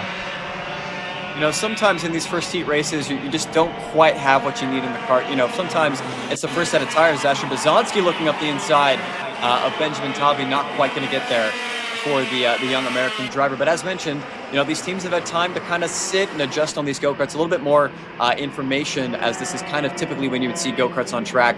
Maybe some of the notes kind of coming in handy as that top 5 or 6 breakaway continues to stretch their legs over the rest of the field. I wonder, though, as mentioned before, how long do you want to wait? The last thing you want to do, if the likes of Benjamin Tavi waiting for your teammates and Maddox Carlucci to make that first move, and then you get swallowed up by Asher Bazanski and more behind. So do you want to go forward? Do you want to play it back? And all the while, the laps tick away. Kendall West currently fastest kart on track here in position 1 Motorsports. And if you're wondering, Kendall West is back in 7th place. Is the last kart here on screen, not in this 5. There you go. 7th place there with the 8 shoulders. So Kendall West looking very, very quick so far. We'll see if they can improve any, as this heat looks very different to the first one, I'll say. The first one, it was a lot of elbows out, a lot of gloves off, fighting, hard racing here. And it seems like in this heat, the drivers are a lot more content so far to really stay single file here and run through. And you see a little bit of shuffling here, letting through as well. It looks like that is actually going to be Benjamin Tavi letting Asher Bazanski pass. I saw a hand signal there and letting Asher through. So Benjamin Tavi now separated from Maddox Carlucci and Chase Rittering, as Paciuli now the fastest kart on track there with Hayner Racing Team 58.2. And that is sitting back in number 6. Top 2 continue to stretch their legs over the rest of the field. The question, though, remains, when does Maddox Carlucci want to make this move? As you can see, it seems as though the machine, the competition speed machine of Asher Bazanski has really come to life as the battle continues to rage on between the NAS Motorsports machine of Benjamin Tavi. And I believe this is some of the position 1 karts. The Paralins finally starting to wake up and show some of their cards. But we're already coming up to the halfway point in this race. Not really sure if anybody in this second group is going to have enough to fight with these top 2. Although Asher Bazanski is going to try to make a run at it as somebody around in the back. Unsure of who that was. We'll see if anybody drops down the order. It looks like it was Lion McPhail, unfortunately, going around there at the exit of Tic-Tac-Toe. So a little bit of a bad break for one of our competitors, but still everybody seems to have made their way through the mid-portions of this lap. What a bad place to go around, too. Thankfully, you know, out of the racing line, but very much not a good place to be there on the final corner. Up front here, Chase Rittering, Maddox Carlucci holding together. Asher Bazanski in 3rd, closing the gap here to the top 2 and leaving 4th place back behind. Showing some strong pace here in the warmer weather in the midday run, and is definitely looking to put the heat up and change things up front, looking to find a new winner as we go here into the chicane. Minis. Whoa, big slide there from, that looked like Matthew Paciuli there with Hayner Racing. Getting a bit slide on there. Going through. Look at this behind. Monroney, Kendall West, and Gunnar Vrobel battling it out here outside of the top 5. They're not sorting things out. That's going to let everyone else run away, but they have the gloves off here. Do you see the communication of, hey, no, get back in line. We need to get running again. There's nothing more karting than signaling to the driver behind that you want to work together and then them immediately pulling out and trying to pass. And we saw a little bit of teammate action there as 2 of the Position 1 Motorsports karts working together, as Kendall West desperately trying to get herself out from behind. I believe this is Matthew Paciuli. My apologies for the butchering the names as the field continues to spread out. Lots of finger pointing, trying to signal to other drivers to go forward, but unfortunately a bit of a farther spread grouping for this top 7. Not really going to be able to work together with one another very much as the battle for the lead continues to raise on, as a big send over the curb there for the 216 of Matthew Paciuli. Final lap here. Battle for the lead. Contact up front. Chase Rittering and Maddox Carlucci coming together there in the go. Carlucci trying to pass. Rittering trying to squeeze. And unfortunately, it was front bumper to rear bumper contact. We'll see how that affects things through as Bazanski now starting to reel in Chase Rittering. We'll see if he can rid of Rittering for a second place go, but Carlucci now has a bit of breathing room through the first D here into the hairpin to head towards the second D. Right now, that gap pretty substantial through first to second to third. A look over the shoulder there from Rittering. I think Rittering is more worried about Bazonsky behind than Carlucci ahead through the run here down the hill for the final time in this go. Send it through the chicane, and it's a last lap move for Maddox Carlucci that's going to make all the difference. Glimpses over the shoulders, but Carlucci sees the checkered flag first, is going to win. Chase Rittering in second, Asher Bazonsky in third, and Benjamin Tabby falls to fourth place. Benjamin Monroy will win the under 10s in fifth here through, but Maddox Carlucci takes the overall win. Nice little race in there between the top two. I think, unfortunately, Chase Rittering gave up the lead just a little bit too early. Maddox Carlucci, once again, waiting to the last lap to make that big move, and a little bit of a misjudgment there for Chase Rittering. I tell you what, if you're Chase's mechanics, got to give a little bit of a heads up to your driver and be like, hey, if you want to win these heat races and keep a hold of these championship points, you're going to have to play some defense at the end of these races. And definitely a teaching moment for the Forward Direction Motorsports driver. Absolutely. It's going to be interesting to see how those conversations go down and where that heads through. Again, your top five, Carlucci, Rittering, Bazonsky, Tavi, and Monroy. And then you have Kendall West in the GFC Position 1 Motorsports up to sixth place with Pacquiuli into seventh, Grobel in eighth, Emiliano Hernandez, and Lachlan Postel in your top 10. Gomez, Ochi, Bishop, Cloys, and Adriano, your top 15 when it was all said and done. Lion McPhill with that spin going to be in last place, down 13 places on the day. Your big gainer here in heat number 2 was Lincoln Cloys, who was in 14th place, up 6 places. Sebastian Ochi was up 5 places on the day. Take a look at the carts as they roll into the scales here.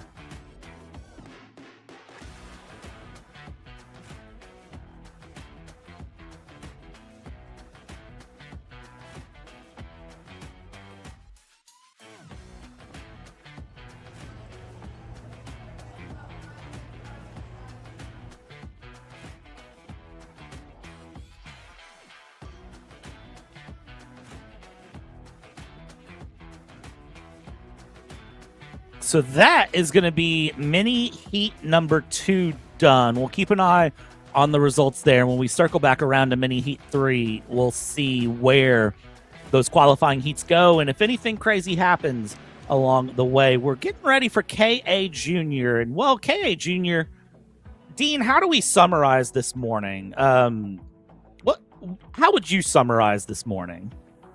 Controlled chaos, not nearly as crazy as what we had for KA100 Senior. This was just the appetite for that, although you got to think if you're Braden Wagner, you gave up some points to your championship rival in Sebastian Hauser. It seems as though if you allow Hauser in that HRT go-kart to get away, you're not going to be able to reel him back in. So I wonder if maybe that we're going to see a change of style for the likes of Braden Wagner, Aaron Spears, Daniel Ramirez, trying to get that HRT kart out of the lead. And also, if you're Sebastian Hauser, it goes back to the championship points.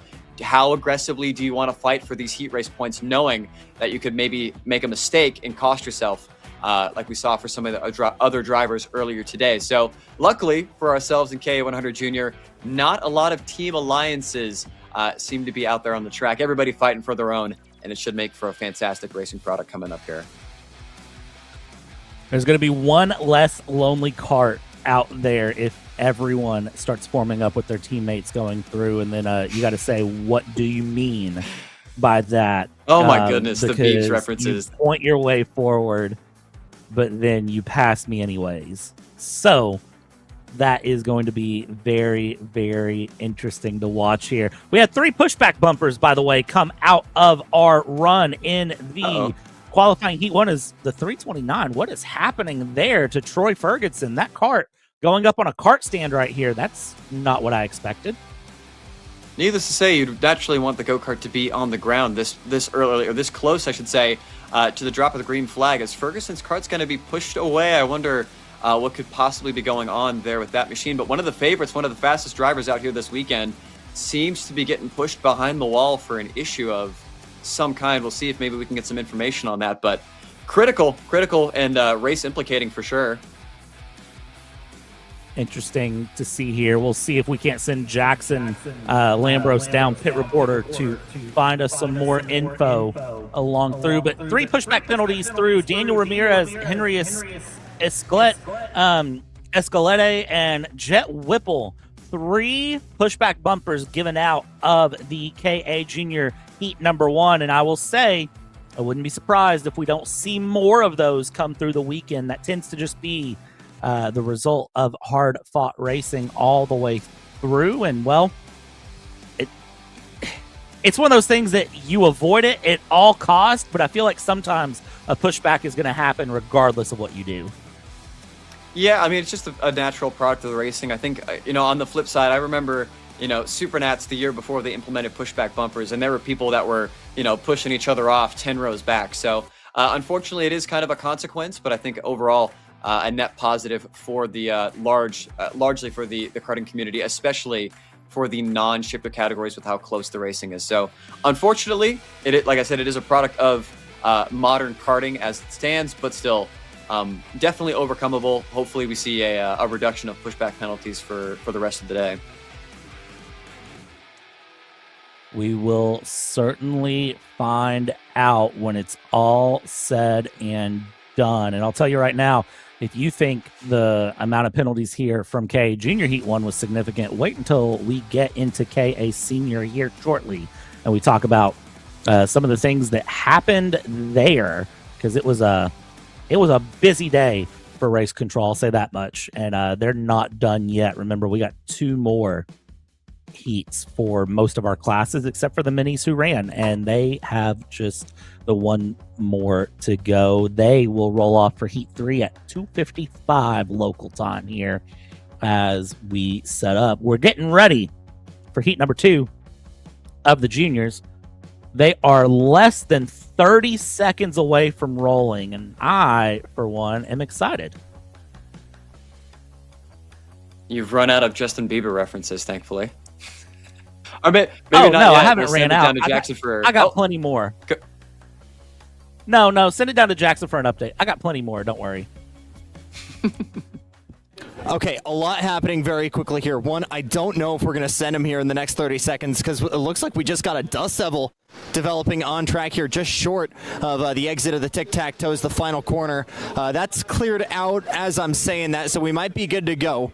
Regarding what actually happened here with the 329 Troy Ferguson Champions of the Future policy, if you got an issue with the cart, you can't do it on the grid. You got to take it off and move over to the pre-grid. So the Team Kartnik guys had to scramble. What that was specifically, I'm going to try and get you guys an answer. I think it was the tech wire, similar to what we saw with Josh Daly. It might have been another sensor or wire around the exhaust as well. Case in point, though, Troy Ferguson all good. Should be good to go here, rolling off on the outside of row number 3. All right, so interesting update there. Appreciate you, Jackson. And yeah, that's going to be an interesting one to see how that plays out here in juniors. Dean, I'm not familiar. What is a dust devil? I've not heard of that before. So essentially, let me put my nerd glasses on and push up my broken glasses. But a dust devil is essentially a mini tornado that happens over dirt, and essentially you get a dirt tornado, for lack of a better term. And they do happen here at K1 Speed. It is a very, very windy day. Winds today have gotten upwards of 10 miles an hour, as I also put my weatherman coat on at the same time. And obviously, I mean, a wonderful job of turfing here at the K1 circuit, but there are a couple spots where the dirt can kind of blow up. So hopefully that blows itself off the track, and we'll be able to get rocking and rolling here sooner rather than later. Well, I am very much ready to see these karts roll here. Getting reports that the Dust Devil has made its way onto track. Not sure where it's at. As he will be a interesting problem to have, I'm not going to lie, for KA Juniors. So a mini tornado. I will tell you, as someone who lives in the unofficial Tornado Alley now, since Tornado Alley is making its way east, it's making things fun, but karts on track. And for Sebastian Hauser, it's going to be interesting to see what his intentions are for the run. Will Wagner say sorry on entry, but not be sorry on the exit of turn 1 to get a pass? Ron Spears in 3rd, Daniel Ramirez in 4th, Luis Martinez in 5th, Troy Ferguson, Diesel Bazonsky, Henry Escalette, and Rylan Harley running through there with precision work. In 9 with Hidalgo, with 10th for Nash Motorsports. Kroger, Whipple rounding out your top 12. Dean, any final thoughts here? What's your opinion? What's your predictions? It was a wild heat number 1. How does heat number 2 seem to fare here? For the likes of Braden Wagner, Aaron Spears, and Daniel Ramirez, you cannot allow Sebastian Hauser to get away. As much as I like Sebastian, you really cannot allow the 307, your championship points leader, remember, get away from the rest of the field. If you can shuffle him back into the pack and make him work for it, make him use up some of this pressure rubber, really kind of put him on the back foot for the rest of the day. And then if you're one of these guys like Troy Ferguson, I think is quite a bit quicker than that P6 speed, or than the P6 starting position that he's going to be coming from, I would imagine we're going to see the 329 card on the move to try to make up for what happened in the first heat race. Coming down into the tram lines here, we'll see what the redemption stories are. Is there heartbreak? Is there victory? It's 8 laps to find out. As green flags wave and we're underway. Surprisingly, the outside line not getting... Oh! 321 off. That is Braden Wagner out of this race into lap 1. Contact with Sebastian Hauser trying to squeeze through. And that changes this entire race. This Junior is now absolutely exploded, and they're not done. 2x2 still going into that. Up front, it is still a fight through as Aaron Spears is now in the lead. We have had a Hamilton-Bieber-Stappen moment. The top 2 are 2 of your leading contenders in the championship coming together. We'll see if we can get a shopakr.com replay on the screen. Sebastian Hauser, lucky to have survived that incident, but it is all Nash Motorsports out in the front now. I believe this is the 305 of Aaron Spears. A dream start there for the Nash Motorsports machine, but a nightmare start for Braden Wagner, your outside pole sitter, as we get a replay up on the screen now. We'll see if we can adjust it to get a better look at this, but I believe, unfortunately, as Braden Wagner drops down the running order, it's just going to be maybe Hauser coming over a little bit early. No, actually, Hauser holds his line. Unfortunately, Wagner just making too big of a swipe and pays the price for it. It's unfortunate when you see moments like that come through, and it kind of just, you're trying to squeeze through, come to the inside. Who doesn't go into 1? And it has hit this entire race on its head. Sebastian Hauser now holding P4 with Daniel Ramirez in 5th place there in the Access Kart Sport Kart, looking to put some pressure through. Nash Motorsports on top in KA Junior right now with Position 1 Motorsports Luis Martinez up in 2nd place, sticking behind, and top 2 looking to try to pull a breakaway here early through. I might as well call that a jump at this point. I don't even want to call it a chicane. Through the jump, and now down the front stretch. Look at the signal here from Aaron Spears, and Luis Martinez takes that as, oh, okay, you want me to pass me into turn 1. Don't mind if I do. New leader now, as you see again, Aaron Spears trying to give Diesel Bazanski, who's up into 3rd, the signal of, hey, work with me and let's move forward here. And now, having to go defensive, Martinez trying to run away. I was going to say, I don't think Aaron Spears wanted to quite give up the lead just yet. Really tried to hold Luis Martinez to the inside, was not quite able to hold the high ground, as a little Star Wars reference for some of the Star Wars fans out there, as Hauser goes wide on the exit of Double Orange Chicken. Going to put him on the back foot in regards to his fight with Daniel Ramirez to remain on the bottom step of the podium, but still a very, very lucky escape for your championship points leader. Now it's just going to be damage control, and remember, you got to use these tires for the rest of the weekend, as Hauser just sends himself over tic-tac-toe. Got to think smart, got to think really, really smart, considering your main championship rival now finds himself at the back of the grid. You got to drive with beauty and a beat and find one less lonely lap to get your way along. All right, I'm done with the Justin Bieber puns. Give me a new artist here. We'll find some better puns all the way through. Where are you now that I need you is the question that I have right now for Braden Wagner. Moved up to 14th place. Still trying to work that Formula Works further up the order. Fastest kart on track, Troy Ferguson in 6th place. Up front, Luis Martinez is holding off Aaron Spears there, the Nash Motorsports driver. Sebastian Hauser back up into 3rd for now. Daniel Ramirez down to 4th. Diesel Bazanski down into 5th. The problem is, can you hold this here? Spears right on the back of Martinez. You can hear the kart landing off of that jump. And that, I mean, I hate to say it, but you might need some cold water for that one. The Biebs references are just flying off the shelves here as we are rapidly approaching the halfway point in this race. So top 4 breakaway, followed by the duo of Troy Ferguson, who actually goes purple. I was going to mention at Spring Mountain, one of really the thing about Troy Ferguson, he had the one lap speed, good as anybody else, but his ability to manage the rubber and really extend this pace to the end of the heat races is what made Troy Ferguson oh so quick at Spring Mountain for round number 5 of Champions of the Future. I wonder if we're starting to see that Team Kartnik Bennett go-kart starting to come to life here as the battle for the lead continues to sharpen up at the sharp end of the field. Let's send it down to Jackson trackside. Jackson, you got something on Aaron Spears for us.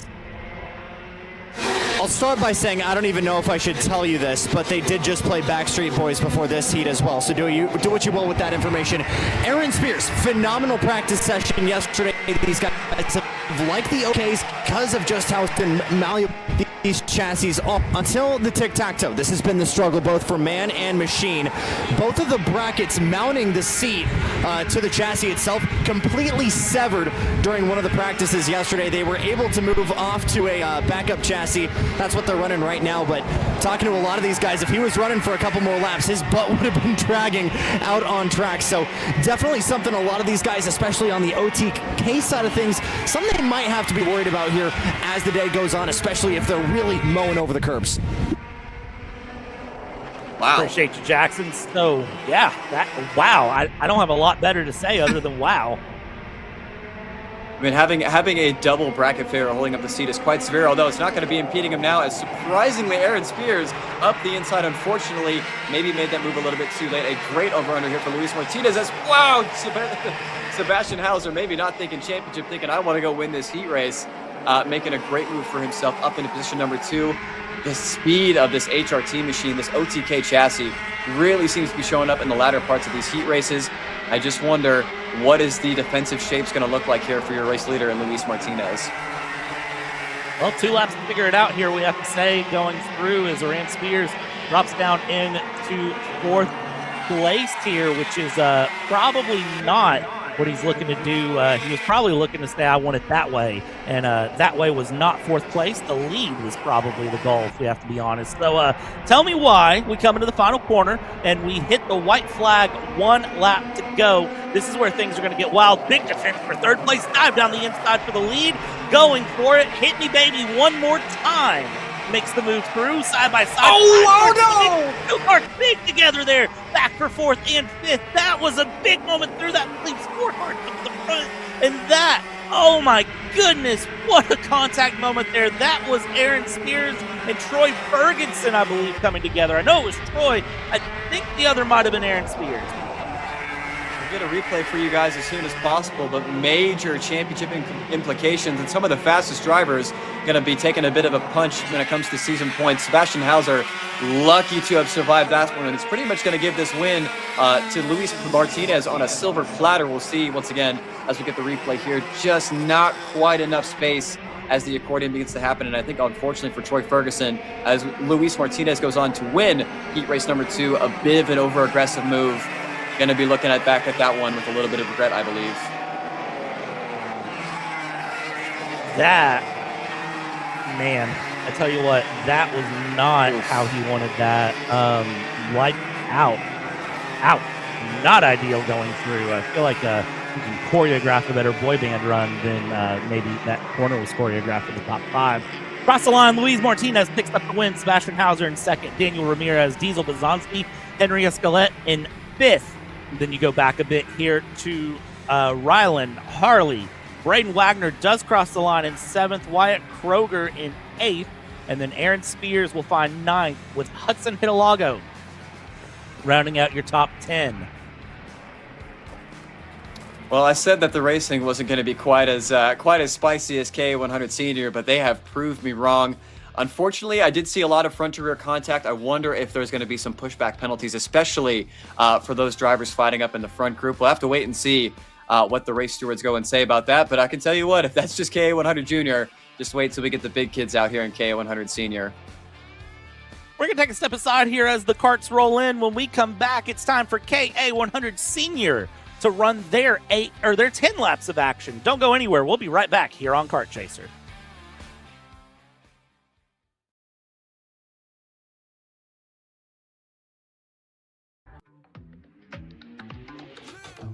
The day is ours and we seize it.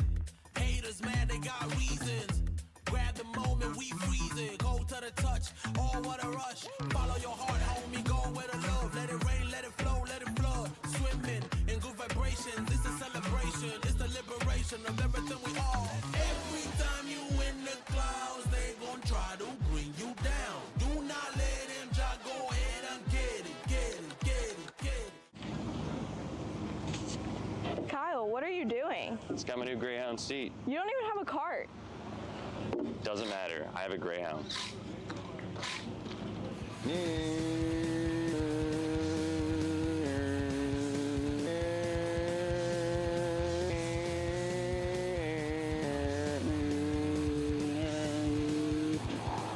the f is Kyle Cuthbertson? Doesn't even have a go-kart. Doesn't matter.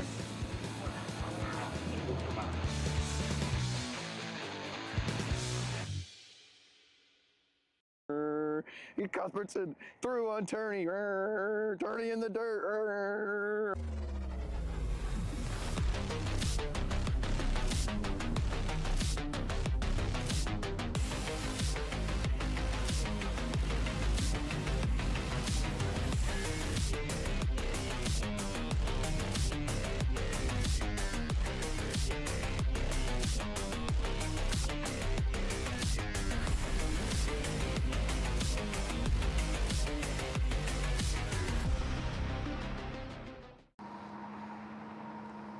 Cat food marketing.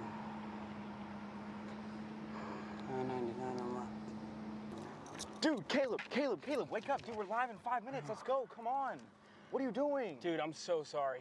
Xander had me in a cat food market. Sebastian Hauser coming home P2 and Heat 2 there. We talked about it a little bit before we went out. Maybe we weren't getting too aggressive earlier on. Do you think we maybe passed that threshold in Heat 2? For sure. I mean, just a little bit on the start. I mean, I can't complain, though. I got a somewhat good of a start. I mean, fell back a little bit. Chassis got a little bent, but, I mean, we still came back with P2, so can't complain too much. I mean, it was a rough race for sure. Everyone was definitely dogging in the front. Louis was really fast, you know. Can't complain about that. And we definitely would catch him in the tic-tac section, but then everywhere else we would slightly get gapped due to the bent cart. But it was a lot of fun. I mean, everyone's racing hard, so somewhat clean for the most part, so I can't complain. We saw you chatting as well with a couple guys in the scale line. What was that conversation with Danny there? It was just thanks for pushing me along throughout the race. I know he didn't have the best engine for sure, and I definitely had a bent cart, so the thing two combined worked pretty well for where we got. I mean, can't complain about that. I mean, all the competitors are tough, and man, the front pack is really tight, and can't complain. I mean, oof. Yeah. Thank you, Sebastian. No problem. Thank you. Braden, that's all good, but also mentioned as well to Dad that I think that a lot of karts after that heat going on the chassis jig a little bit quicker than we expected.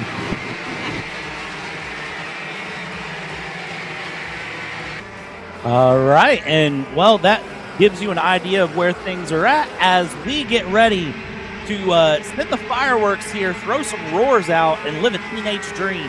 The KA100 Senior getting out and rolling here. And I tell you what, you thought Junior had a lot of penalties. Let's talk about these pushback bumper penalties here for seniors. Two drivers disqualified, by the way. Ethan Liu and Max Saga were both disqualified. One of them for a bad maneuver, one of them being underway. Everyone else that I'm about to name picked up a front fairing penalty, aka a pushback bumper. Josh Leslie, Kalani Ayaya, Connor Carpenter, and Ethan Liu all picking up pushback bumper penalties here on the go. But I tell you what, as we get rolled through your front two, Dean, well, they're ready to party here. It's Matthew Cagle, Jackson Gibson. Let's go ahead and put on gloves again. Get ready for the second fight of their go as they come into the tram line. Keep an eye on the Axis Kart Sport karts of Archer Eversman and Christian Brooks. So fast in the first heat race.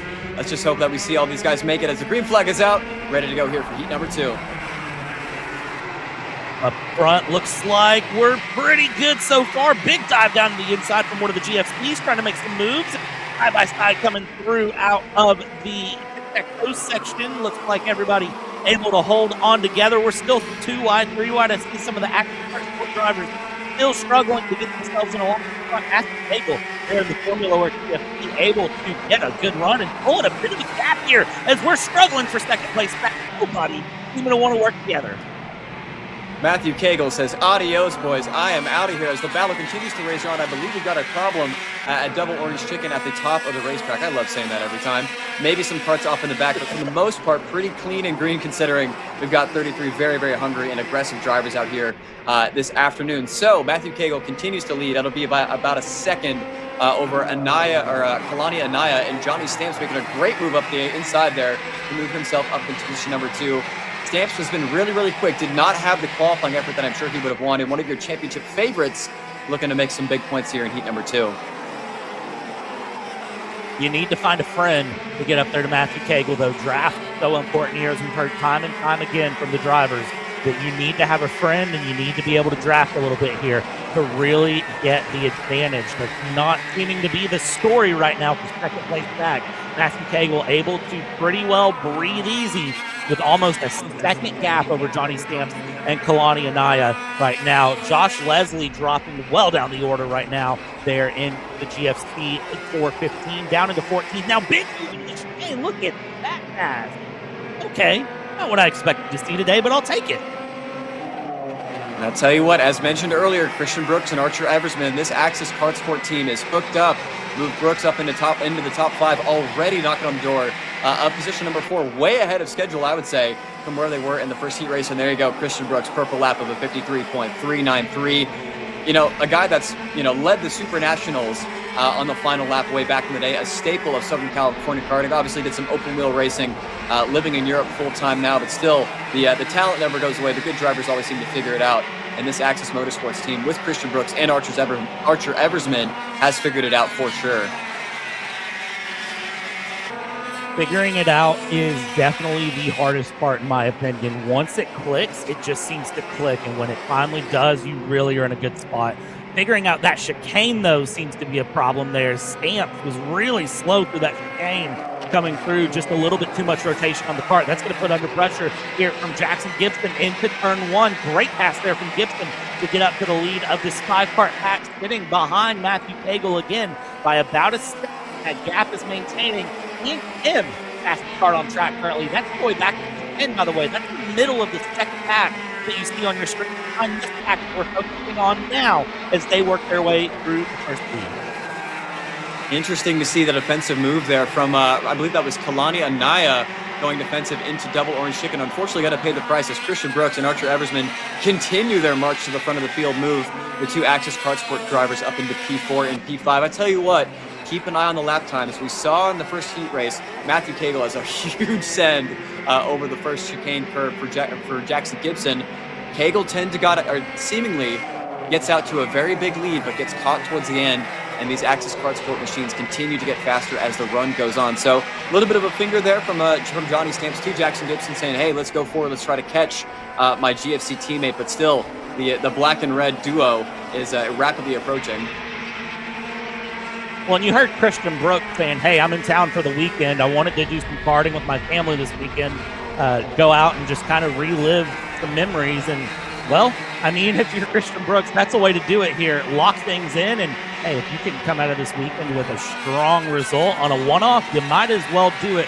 Christian Brooks, tons of experience through and looking to capitalize here. I would say doing a good job right now, closing the gap, especially through this third sector, because a lot of karts seem to be missing the send, and Gibson knows that's a problem.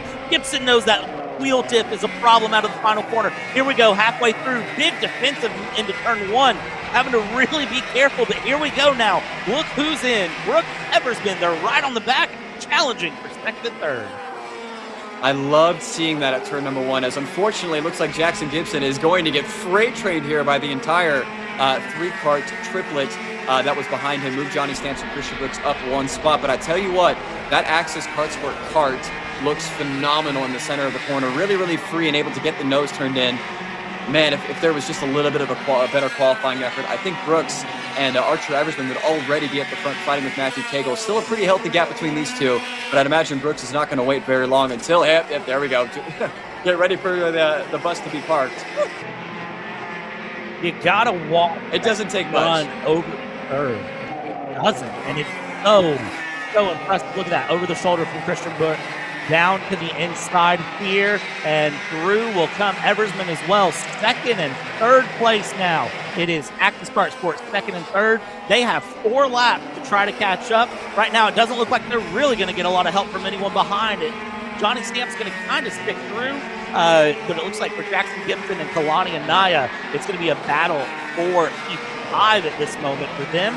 Second, third, fourth here, they need to work together. They need to catch up with that driver right in the center of your screen there, Matthew Hagel, who is 2.8 seconds to go. I think, unfortunately, for the likes of Christian Brooks and Archer Eversman, as fast as they may be, it's going to take heaven and earth for them to close up to Matthew Kegel here. I believe coming to 4 laps to go. You never know, but I would probably suggest that gap is probably going to hold strong until the end of this heat race. I want to give a quick shout out. Most of the field still running where about they started as the battle continues to rage on for position number 5 here, I believe, or position number 6, I should say. The Brooks up 9 and Eversman up 7, whilst everybody else seems to be gridlocked. Very impressive stuff from the 2 Actis Kart Sport drivers.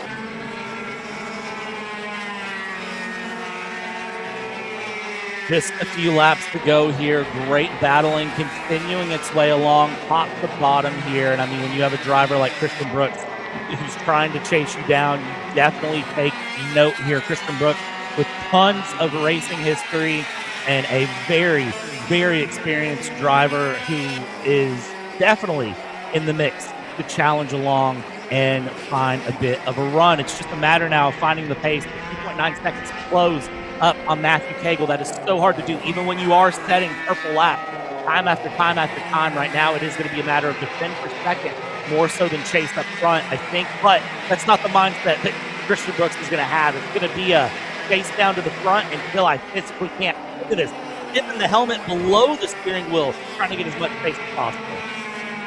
I was going to say, Archer Eversman has a very difficult decision to make here. You've worked as the, you're kind of in the Cal Naughton Jr. in this situation to Christian Brooks' Ricky Bobby. Does Eversman try to go it alone and make sure that he gets a good result? Remember, Eversman, I believe, is running for championship points, whilst Brooks is only making a one-off. Does he stay loyal to his Actis Kart Sport teammate and keep that relationship nice and sweet? Or does he try to play for his own game and keep himself ahead of the likes of Jackson Gibson and Johnny Stamps, who are still right there as we get the white flag? White flag, 1 lap to go here for Matthew Kegel. It's such a strong position to be in right now, up in the front, in control of this race. And that is exactly where Kegel wants to be. Such a good run here for him as he continues to go through. Second place here, the battle between Brooks and Eversman continues to heat up. We'll see how they play along. Do they play nice? Do they start to battle it out? Or are they just thinking about the run later in the day? They still have another heat to run today. Don't forget that. And for Matthew Kegel in the Formula Works, that's going to be an important thing to remember. You got to get those tires through another KA senior heat. But right now, probably not thinking about that, I'd have to say. Thinking about nailing that chicane. Great job. You have to say everyone behind looks back, sees a lot of Matthew Kegel gets the win for Formula Works here. Wins heat number 2. Second place will be Christian Brooks. Eversman, Jackson Gibson run through. What a great second heat for KA Senior. I tell you what, once again, Kegel wins the battle, but I swear, give Christian Brooks and Archer Eversman some track position. The Actis Kart Sport duo might just win the war. Still got a couple, have 1 Heat Race 2 coming up next with K100 Heritage and X30 Pro. Man, if we can just get Matthew Kegel a little bit compromised, I think we're setting ourselves up for a hell of a heat number 3. Absolutely, and we'll keep an eye on how things round out for the run here, because that was a go. What do you say whenever someone like Matthew Kegel can pull a 2-second gap with no draft? It was over 3 seconds at one point as well earlier in the race, but when there's no draft involved, that's just Kegel doing GFC Formula Works pace there through. I think if Christian Brooks and Archer Eversman could have got up there a bit sooner, they could have probably put more pressure on, but man, I don't know what to say there. And then Aiden Aquino, unfortunately, down 5. Josh Leslie down 6. You had Luis Perez in 18th place, again up 8 places here on the day with a great job through. And then, of course, Jack Babiak, Ryan Amati, and Christian Malozzi unfortunately dropping multiple places down in the back of the run here. Unfortunate to see there for them falling so far down there, involved in incidents on the final lap. Take a look at the karts as they pull into the grid here after heat number 2.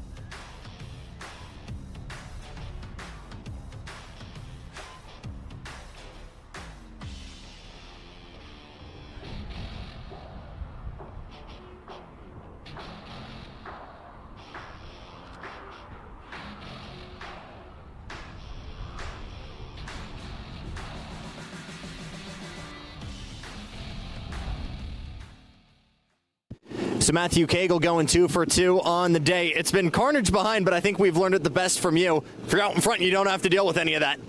Yeah, I just noticed on the starts I'm able to get a little bit of a gap. I was just worried about this time the wind. I noticed the wind was starting to kick up. I was like, it's going to be pretty hard to pull away. And then like 3 laps in, I see Johnny was making a pass, and I saw the 2 Axis boys that are starting in the like 10th and 11th up there. And then I saw them starting making passes. I was like, okay, I was just able to get a gap from there. You've been really fast in a vacuum, but you've got 2 really fast Axis guys, Johnny leading the championship. Have any of the guys behind you been sounding any alarms in the mental this weekend so far? A little bit. Like I noticed that the 2 Axis boys got up there both heat races. I'm just hoping for another heat race like this so I can pull away and just be by myself. Last thing here, because again, you come into this weekend 3rd in the championship, a little bit further back from Archer and Johnny, but still with a chance. Has that come into the mind at all this weekend, and are you driving with that kind of mentality, still hunting for a championship? Yeah, I definitely am. Like Pahrump last week, I was bummed that I got the win taken away on a double points weekend, so I'm just trying extra hard for these. I think it's like 2 more rounds left to get it up there and try and win it. Thanks, Matt. Thank you. Brad. Well, I'll make Matthew Cagle happy here. It is 3 rounds after this weekend. Unless he's missing one of those rounds, then maybe it's 2 rounds for him. But 3 more rounds left to go. And if you're interested in when those are, it is going to be 9 rounds in total. This is round number 6. We have July 18th and 19th back here going through where we run the track the proper direction with chicanes and tic-tac-toe. And then August 29th and 30th, we go back to the reverse pro track with the tic-tac-toe. And then, of course, we run for September 26th and 27th. The season finale here is just the straight-up normal pro track as you know it, as you love it. No tic-tac-toes, no chicanes, no Ds, no bus stops. It is just straight-up orange chicken. That's right. It is Rocky Moran Corner and a front stretch as you know it. And as we know it, it is a rollout for qualifying heat number 2. Dean, we talked about Daly. We thought he had a pushback bumper issue in the end of heat 1. No penalty given.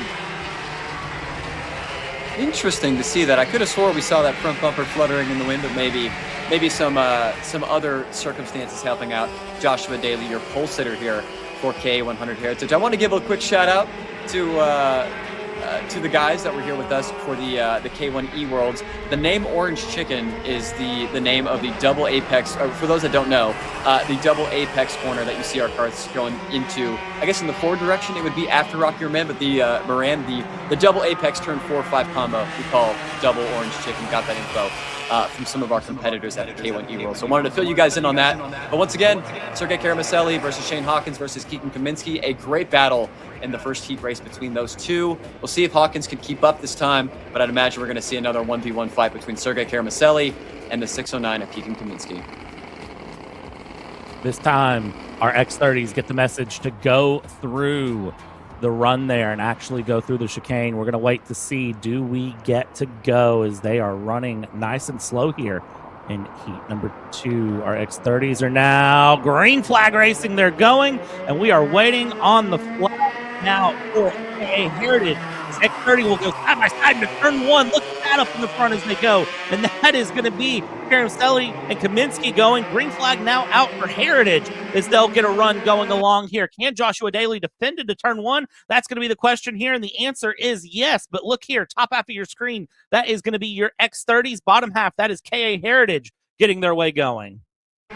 As mentioned before, how aggressive does Keegan Kaminsky want to play this with Sergey Karamaselli? The last thing you'd want to do is tear up your go-kart in the middle of a heat race. And as mentioned, temperatures coming up, the speeds are going up as well. Got to make sure that you keep these Preza rubber in a wonderful window so that you have something to work with, not only for heat number 3, but the super heat coming up tomorrow morning. So looks like everything's going to be A-OK with our pros, everything A-OK with K100 Heritage as we make our way to the end of lap number 1.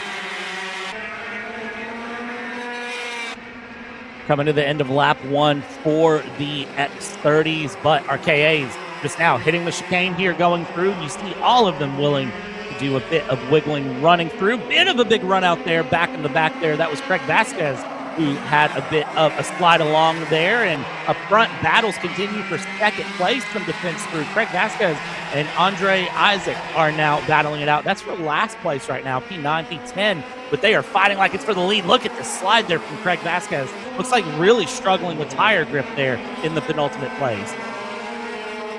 I was going to say, with how warm it's getting, temperatures are now up to the daily high of 83. So this track with this black tarmac is going to just keep soaking up all that heat nonstop. Going to get warmer and warmer and warmer. And all that rubber that got put down in the morning that was once helping you go quicker is now going to slicken up this racetrack.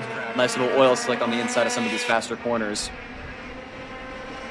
Going to make it interesting and challenging, that's for sure, for these drivers. You can tell where it's really settling in through. That was a big miss of the chicane there from Andre Isaac. Whoa. And a miss there out of the top order, but able to catch it. He's not happy, though, kind of waves the hand through. Max the steering wheel, definitely not happy to get into the technical part here on the second time around for heat number 2. The change in weather, whatever it is, not feeling it at all here in KA Heritage.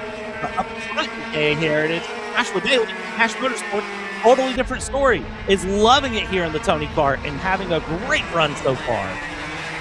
Could you expect anything less from Nash Motorsports? One of the, I would almost say the heritage teams of this series in Southern California, the staples rather, would be a better term to use. I mean, even going back to the early 2000s, Nash Motorsports has always been at the front end of the grids. No surprise to see it here for Josh Daly. Would love to get a check-in here with the battle between Keegan Kaminsky and Sergey Karamaselli. Kaminsky was able to get ahead of Karamaselli on lap number 1. It doesn't seem as though Kaminsky has given up the lead since then, as Ariel Abba looking up the inside, not quite going to get there on Tony Gomez, your championship leader, although maybe a second gasp. We're not quite going to get there from one of the... some contact as well, but not quite going to get there from one of the fastest drivers here this afternoon for K100 Heritage. There in the Mike Manning karting outfit there, Ariel Abba, Petro Moro, and Alex Gutierrez, along with Craig Vasquez, all of them running MMK karts right now through and looking for ghosts. Up at the front, let's take a look here at X30s on the top half of your screen. It's passing attempts for the lead and a pass for the lead there down the inside through in turn one. Keegan Kaminsky and Sergey Karmaselli battling it out there. That is the Maxwell Motorsport MSRT and the Formula Works GFC that are working through with each other, and it is going to be that GFC of Kaminsky who's held the lead for now. Shane Hawkins a lot closer this time through than the last time, only a couple seconds off of the back of the top two. So those top two start battling a bit too hard. That will let Shane Hawkins start to close in a bit more there with Lakeside Karting. Talk about a tough gig here for Shane Hawkins. I mean, Karmaselli and Keegan Kaminsky are two of not only the best drivers on the West Coast, but two of the best non-shifter drivers in the nation. Obviously, Sergey Karmaselli announcing that he's going to be doing some shifter karts, some KZ racing coming up here before too long. Good to see some of these I shouldn't say tag, non-shifter kart drivers dip their toes into some four-wheel braking machines. Love to see that as the battle continues to rage. I love what I saw there the lap previous with Karmaselli. Even though Kaminsky left the inside open, tried to make it so that he could get the over-under at the exit of turn number one. Wasn't quite able to make it work. But every failure, you learn a little bit more about your competition. And I wonder, especially if Karmaselli can find some speed and make his way onto the back of Kaminsky once again, if he's going to be able to learn from those mistakes. It's one thing to catch, it's another to pass, and it's a third to defend it. That is my favorite saying that I have here in the booth, and I use it a lot because it reigns true no matter what level of competition you're in, no matter who it is you're racing, no matter if you're a novice, if you've been doing this for 50 years, or if you're in your prime. It is all going to reign true here as we see the battle against Karmaselli battling it along again down here through tic-tac-toe, heading into the S's. Kaminsky, fastest kart on track here in the lead by half a second, looking to really settle things through. Karmaselli, you got to remember too, by the way, is really just having to push this kart along for now and really try to find a way forward. Well, one of the things that you're also competing with is track knowledge. When you're running back-to-back runs here, it's double the time on track, double the time through, and also, even though you are in a different kart there, KA100 Senior versus a X30, you're learning how the track feels, where it grips, where it doesn't, and you get double the experience here, which can help find more pace. I was just going to say that. Great minds think alike. And you got to remember, for Karmaselli, he's, I believe, an independent driver running out of their own tent. Not really any teammates to reference off of for that Kart Republic, whilst the likes of Keegan Kaminsky has not only is doing double duty with KA100 Senior, as you mentioned, but also has all of the data that Formula Works GFC team has on offer. And it was kind of the same story that we had at Spring Mountain, where once again Karmaselli was pitted by himself, no other references, and went up against, forgive me for forgetting the driver's name, but one of the Axis Kart Sport drivers with all of their data was able to overcome the initial speed of Karmaselli. It's a big move up the inside there for K100 Heritage, as Ariel Alba are going to make a nice little 2-for-1, picking up the scraps of an aggressive move off of the 525. That was Alex Gutierrez making the big move, as we have some more side-by-side battling going up into the S's. But Karmaselli definitely fighting an uphill battle against the juggernaut that is Formula Works GFC. Karmaselli, I tell you what, if you're fighting an uphill battle, you're certainly not looking nearly as severe of an uphill battle as it must feel, because right there, right in the mix, within half a second of Kaminsky, there's a lot of knowledge and a lot of strong driving here. Back in Heritage again, Daly's pulled out a 3-second gap here. Abba Gutierrez, Gomez, they are all battling it out very, very hard here coming through. And oh my gosh, every time I see them hit that chicane like that, I'm fully expecting the camera to cut and just to see someone absolutely around. Somehow we have not seen that yet as we come to the popsicle sticks. 2 to go this time by. I will say it might be hot and slick, but there is still a lot of residual grip in this K1 circuit. I'd imagine all of the rubber on top is going to be Pressa rubber, probably with a light little sprinklings of Ivinco rubber, which is a very, very soft tire and a lot of grip on offer. I wonder how much of the S's that these drivers are taking flat. It seems as though they're just cruising. And I will say, for those that are here at the racetrack, if you ever get the chance, go up to the clubhouse and just stand by Rocky Moran as these carts fly into these corners. It is nothing short of mesmerizing as we've made it to the final lap of this race.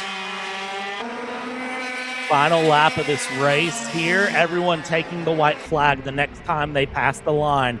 And here we go. This is going to be Joshua Daly coming across the line. 2nd, 3rd, 4th, 5th behind. You see the bit of a gap here that Joshua Daly has here in Heritage. Up in Pro, Kaminsky, Karmaselli up ahead here as they are working on their final runs of this circuit as well, coming down into the start-finish line. It is going to be Keegan Kaminsky who takes Sergey Karamastelli through. Shane Hawkins will finish a strong third. That will be your winner in X30. We still need to get through Heritage, though. And again, this shows the pace difference between that X30 package and this KA package here for the Heritage drivers. But the 506 Joshua Daly getting out in front and able to do a very good job of staying strong here in the front in the Nash Motorsport 506.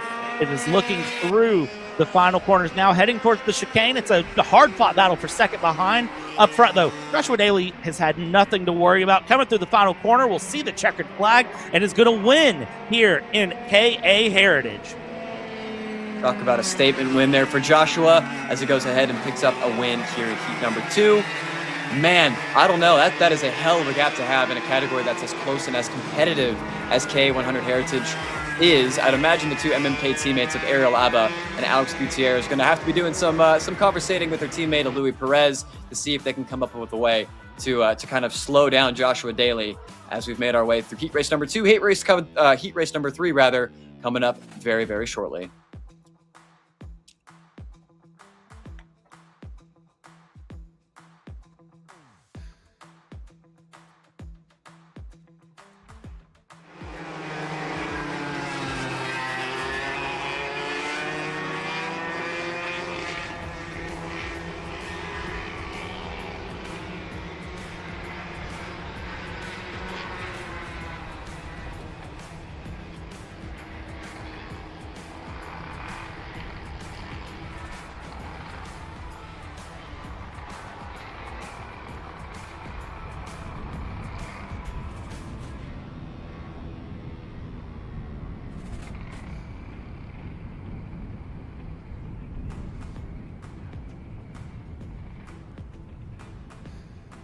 All right, ladies and gentlemen, so that is heat number 2 done for the day for all of our classes. Heats number 3 start at 2:55 local time on track. We'll have some fun here in the meantime. Don't go anywhere, because here we've, of course, got Jackson running around. He's going to try to find some drivers, try to find some fun stories, try to give you some fun things to look at and talk about and go through. Next time karts roll on track will be 2:55 local time. We'll get your Perico countdown to green. If you need some energy to get through these third heats, well, one, what racing have you been watching? Because I don't. The racing's giving me plenty of energy. But 2, grab a Perico. And, well, you'll hear from Jackson here and there as Jackson is trying to find somebody to talk to here and is going to get us some fun stories that only Jackson can get down on the track.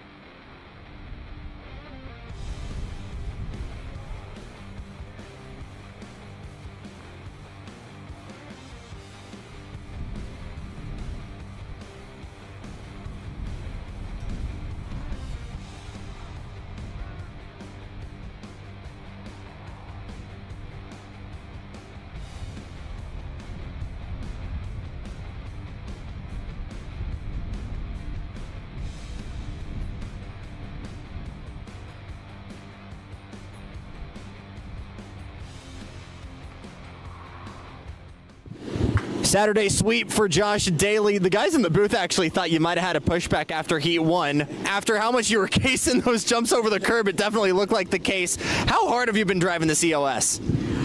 Pretty much pushing as much as I can. I would definitely say the tic-tac-toe is very difficult, especially for an inexperienced driver like myself who's still kind of learning a lot of this. It is very difficult to hit that section like key and money every time. It's hard. what's been the conversation you had with your coach earlier? Because we chatted about it earlier. Obviously, these are very hard on the chassis, but you've had a very set mentality right now in sending it into turn one. Yeah, so I was worried about ruining my chassis and breaking the welds or having to re-weld everything. And my coach is like, look, man, we're here to race. Do you want to win or do you want to worry about your chassis? And I said, I want to win. He's like, then don't worry about the chassis. So we just been hammering down and, sending it through the chicane as much as we can and doing fine. Kart felt different at all after the chicanes, or still feeling like it's in one piece? Any changes going into Sunday? What's the moves here when we get back to the tent? Still nothing. I'm not making any changes. I think the car is great. It's on rails. It's doing everything I wanted to. It's screaming up the S's. I feel like I've got way more power and way more speed up through the S's, and especially through the tic-tac-toe. So right now, I'm just sitting back, driving my car how it is, and it's great. Good stuff. Thanks, Josh. No problem. Thank you. Step aside for just a moment. Be back at 55. Mini U10 on track.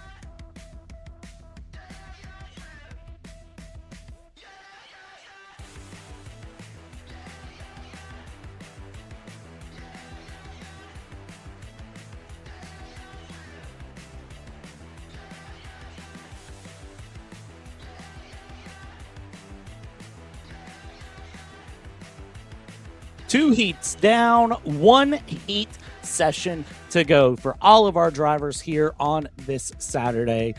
Thanks, everyone, for joining us here on Kart Chaser. 2 minutes left on the Paraco Countdown to Green as we get ready for the Mini Under 10 and Minis to roll out for qualifying heat number 3. Heat number 2 was a lot of fun to watch, I'll be honest with you. It was a hard-fought battle. And at the end of the Mini Heat number 2, not a single penalty given out. That's, I think, the best thing to say here as the karts get ready to roll here, waiting to get released here from the grid. It's myself, Brad Dalton, joined here by Dean. Dean, my friend, I have to ask, we're 2/3 of the way through these heat sessions. How are you feeling here? I feel pretty good. Took a little stretch break, walked around the house, got some water, feeling a little rejuvenated, ready to go for what will be the final round of heat races this afternoon. Really, in terms of the battle at the front, can Maddox Carlucci be stopped? Chase Ridering, my apologies, has led coming to the white, either at the white flag or coming to the white flag for both the heat races, and has not been able to capture a checkered flag this afternoon. I wonder if maybe the young man's mechanics have had a little conversation with Chase to see if maybe they could get him to play a little bit of defense, but only time will tell to see. And who knows, maybe some other competitors can get themselves in with a shot to win this final heat race of the afternoon. Going to be a big challenge here for all of them, and well, let's roll your grid as it goes. Rittering, Carlucci, Pavi, Monroy, Wazonski, and Petulli, your top 6. Through and then Strobel, West, Hernandez, McPhail, Postel, and Bishop rounding out the top 12 here as they sit. 7 laps of action coming up as they get rolling. You can tell very quickly they're getting things going. It's gotten hot here in Winchester, California, I can tell you that. And it is currently sitting at a nice, warm 79 degrees outside. Toasty to say the least, but it's another beautiful Southern California day. Once the sun goes behind the mountains, it should cool off a little bit, at least for the last couple of heat races here this afternoon, set to conclude about 4 o'clock, 3:40, 4 o'clock local time. So hopefully all these kiddos get formed up nice and easily. Brad, I actually want to pose this question to you. Considering what we saw in the first 2 heat races, do you see anybody being able to win this race besides Maddox Carlucci and Chase Ridering? I think Asher Bazonsky is one to watch here, but it all depends on how turn 1 plays out. That is the big thing that I'm realizing is turn 1 really sets the tone here. Coming down into the tram lines, who's going to win in the 3rd heat? We'll find out in 7 laps time as we're coming through the tram, and green flag flies for the 3rd heat here for the Minis in Winchester, California at the K1 circuit. Round 6, the champions of the future, America Series. Oh my goodness. Together, yellow flags waving out of turn 1. I said turn 1 was going to be the case, but look at that here as we get the replay in the bottom. 5, 6, 7 karts involved, multiple karts mixed in with that as our leaders up front still battling through. It is forward direction. It is Nash Motorsport battling it out here. And Maddox Carlucci able to hold on. Benjamin Tabby not able to stay close enough. But right now, you do have Chase Rittering leaving.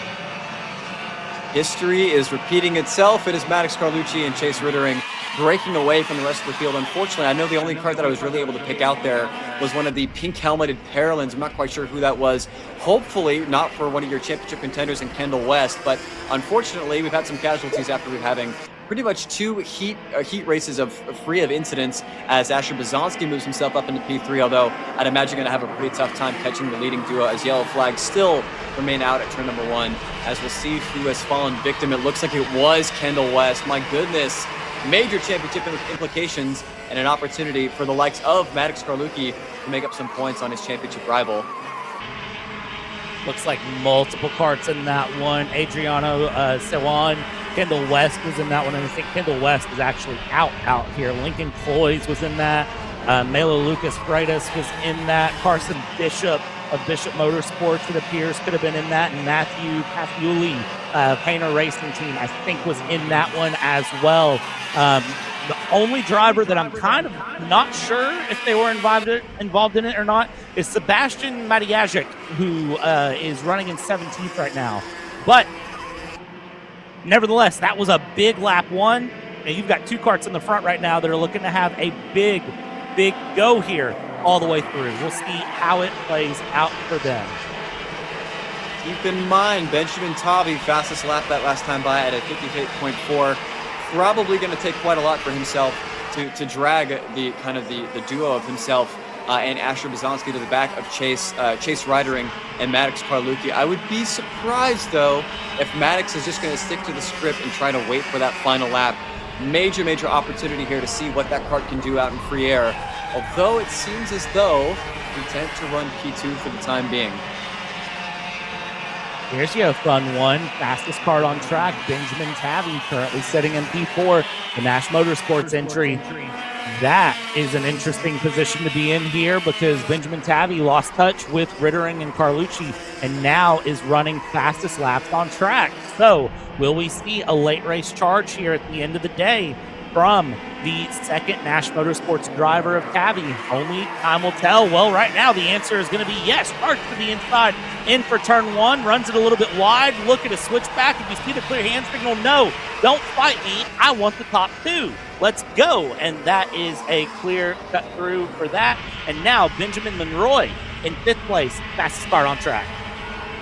I want to give Benjamin a quick shout out as well as one of the under 10s running here with the slightly bigger kids, I should say, doing a very good job in that position one Motorsports Parolin, as he's going to try to get himself up inside the top three. I mean, 3 versus 2, you would think maybe if the pace was similar, they would be able to work together to catch the leading duo. But that gap in the amount of time that we have left in this race, I just don't see it going down unless the top two really get after it with one another, as Asher Bazanski looking up the inside to go back up into position number 3. Looks like he's going to get that job done.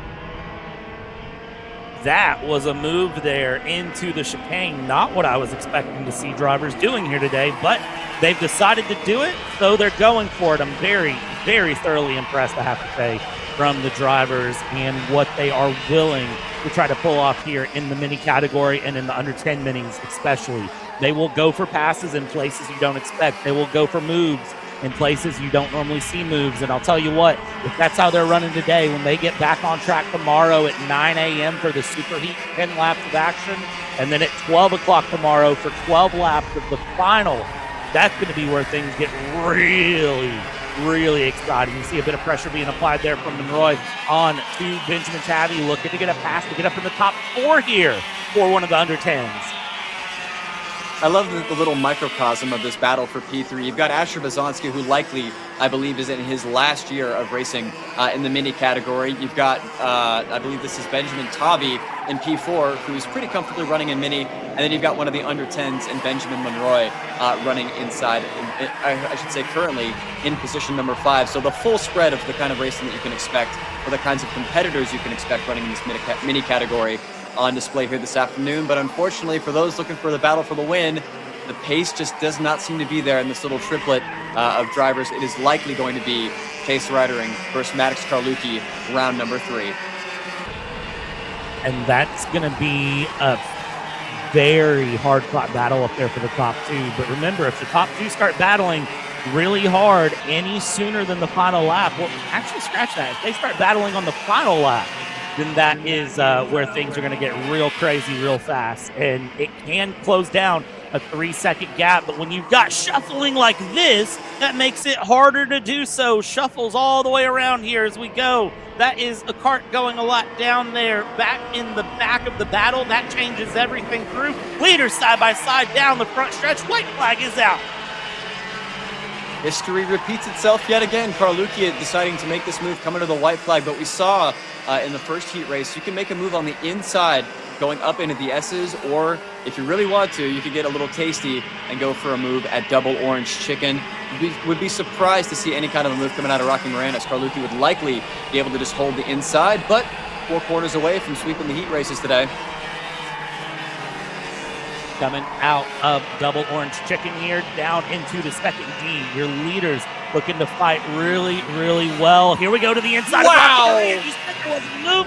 That's how you make a move in Rocky Moran. Chase Rittering with a beautiful spin to the inside and gets a gap pulled there as Maddox Carlucci had to back out of it, going in through the chicane down the front stretch. A brave move into Rocky Moran, and that is how you win heat number 3 in mini. You know, I was saying at the end of Heat Race 1 and Heat Race 2 that maybe Chase Ridering's mechanics should give him a little pep talk on how to play some defense, but the best the best defense is offense. Great move up the inside of Rocky Moran. That's the kind of thing that we're going to have to see later on today to see if drivers are going to be willing to make those big moves at the end of the lap as we get a shopakr.com replay. Just giving him the door, Kyle Larson style, a little bit of dirt track there for the 256 of Chase Ridering. I'm sure that felt good after the first 2 heat races, and a nice little points pickup there for him as well. Seniors, take notes. That is how you do it in the Rocky Moran. No big contact. It was clean. It was aggressive. It was good. That was so impressive to see here. And for Chase Rittering, that is how you win heat number 3 here. Maddox Carlucci in second. Asher Bazonsky, Benjamin Tavi. Benjamin Monroy does pick up a top 5 there for the under 10 mini as Postel, Hernandez, Roble, Ochi, and McPhail pull out your top 10. I do want to make a comment there on that lap 1 incident. It looks like there were a couple of different incidents into turn 1 that we didn't catch through. And it looks like all drivers involved in the incidents in the session have been checked out and they are okay, which is very, very good to hear for all of our drivers. It seems like, at least from as we know it, everyone is okay, which is obviously the most important part. Kendall West, one of the drivers involved in that incident, and look to see Kendall back in the Superheat tomorrow morning. Again, minis will be on track 9:05 a.m. tomorrow morning here at the track. Man, if this is how they race today, how's it going to be tomorrow?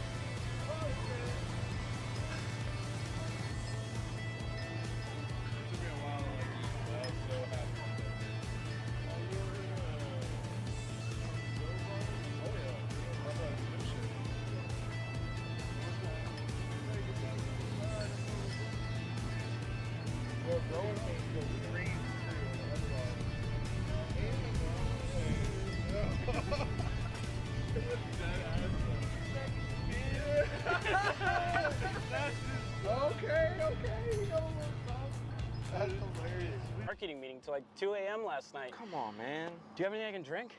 Dude, I got the perfect thing for you. Perico, it's a healthy energy drink alternative. Perico, non-GMO, gluten-free, kosher, magnesium, B12, B6, Yeah, it's good. B5, biotin, and 0 sugar? Pericazo! Try Perico, made with natural ingredients, organic caffeine, and supports your metabolism. Try the new official energy drink of Kart Chaser.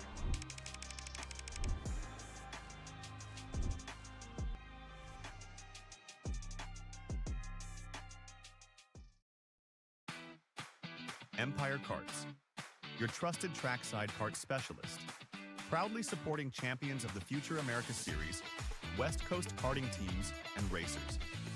Empire Karts, your trackside solution.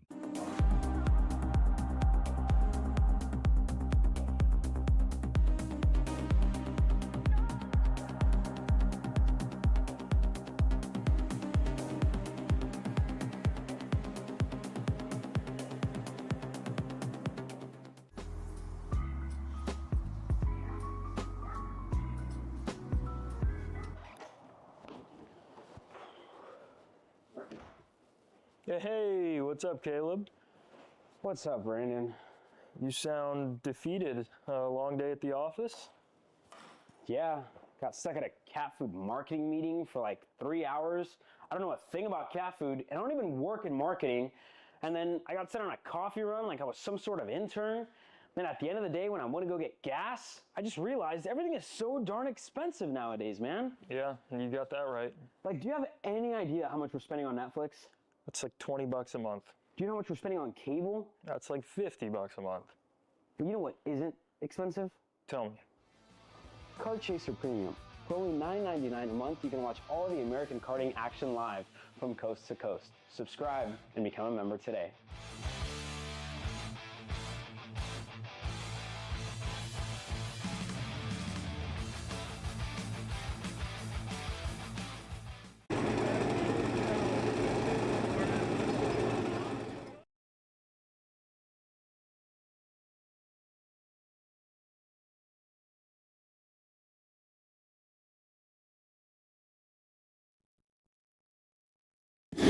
Getting ready to go heat number 3 here for KA100 Junior. Jackson Lambros joining you here as we're getting ready to go. And we have got a very damage-heavy front of the grid. Sebastian Hauser having some damage to his right side tire rod. That needed to be changed, as well as some slight straightening.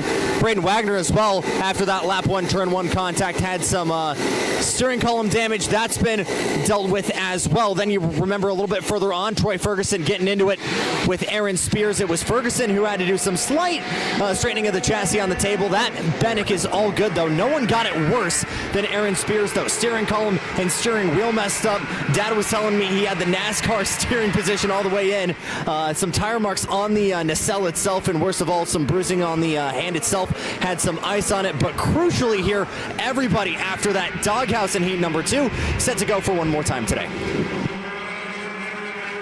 Thank you, Jackson, for that information. And by the way, Stewart's finding Aaron Spears at fault for that lap 1 contact there through, assessing a 20-second penalty in heat number 2, it appears, for the fault on Aaron Spears. Aaron Spears will be starting 3rd this heat through.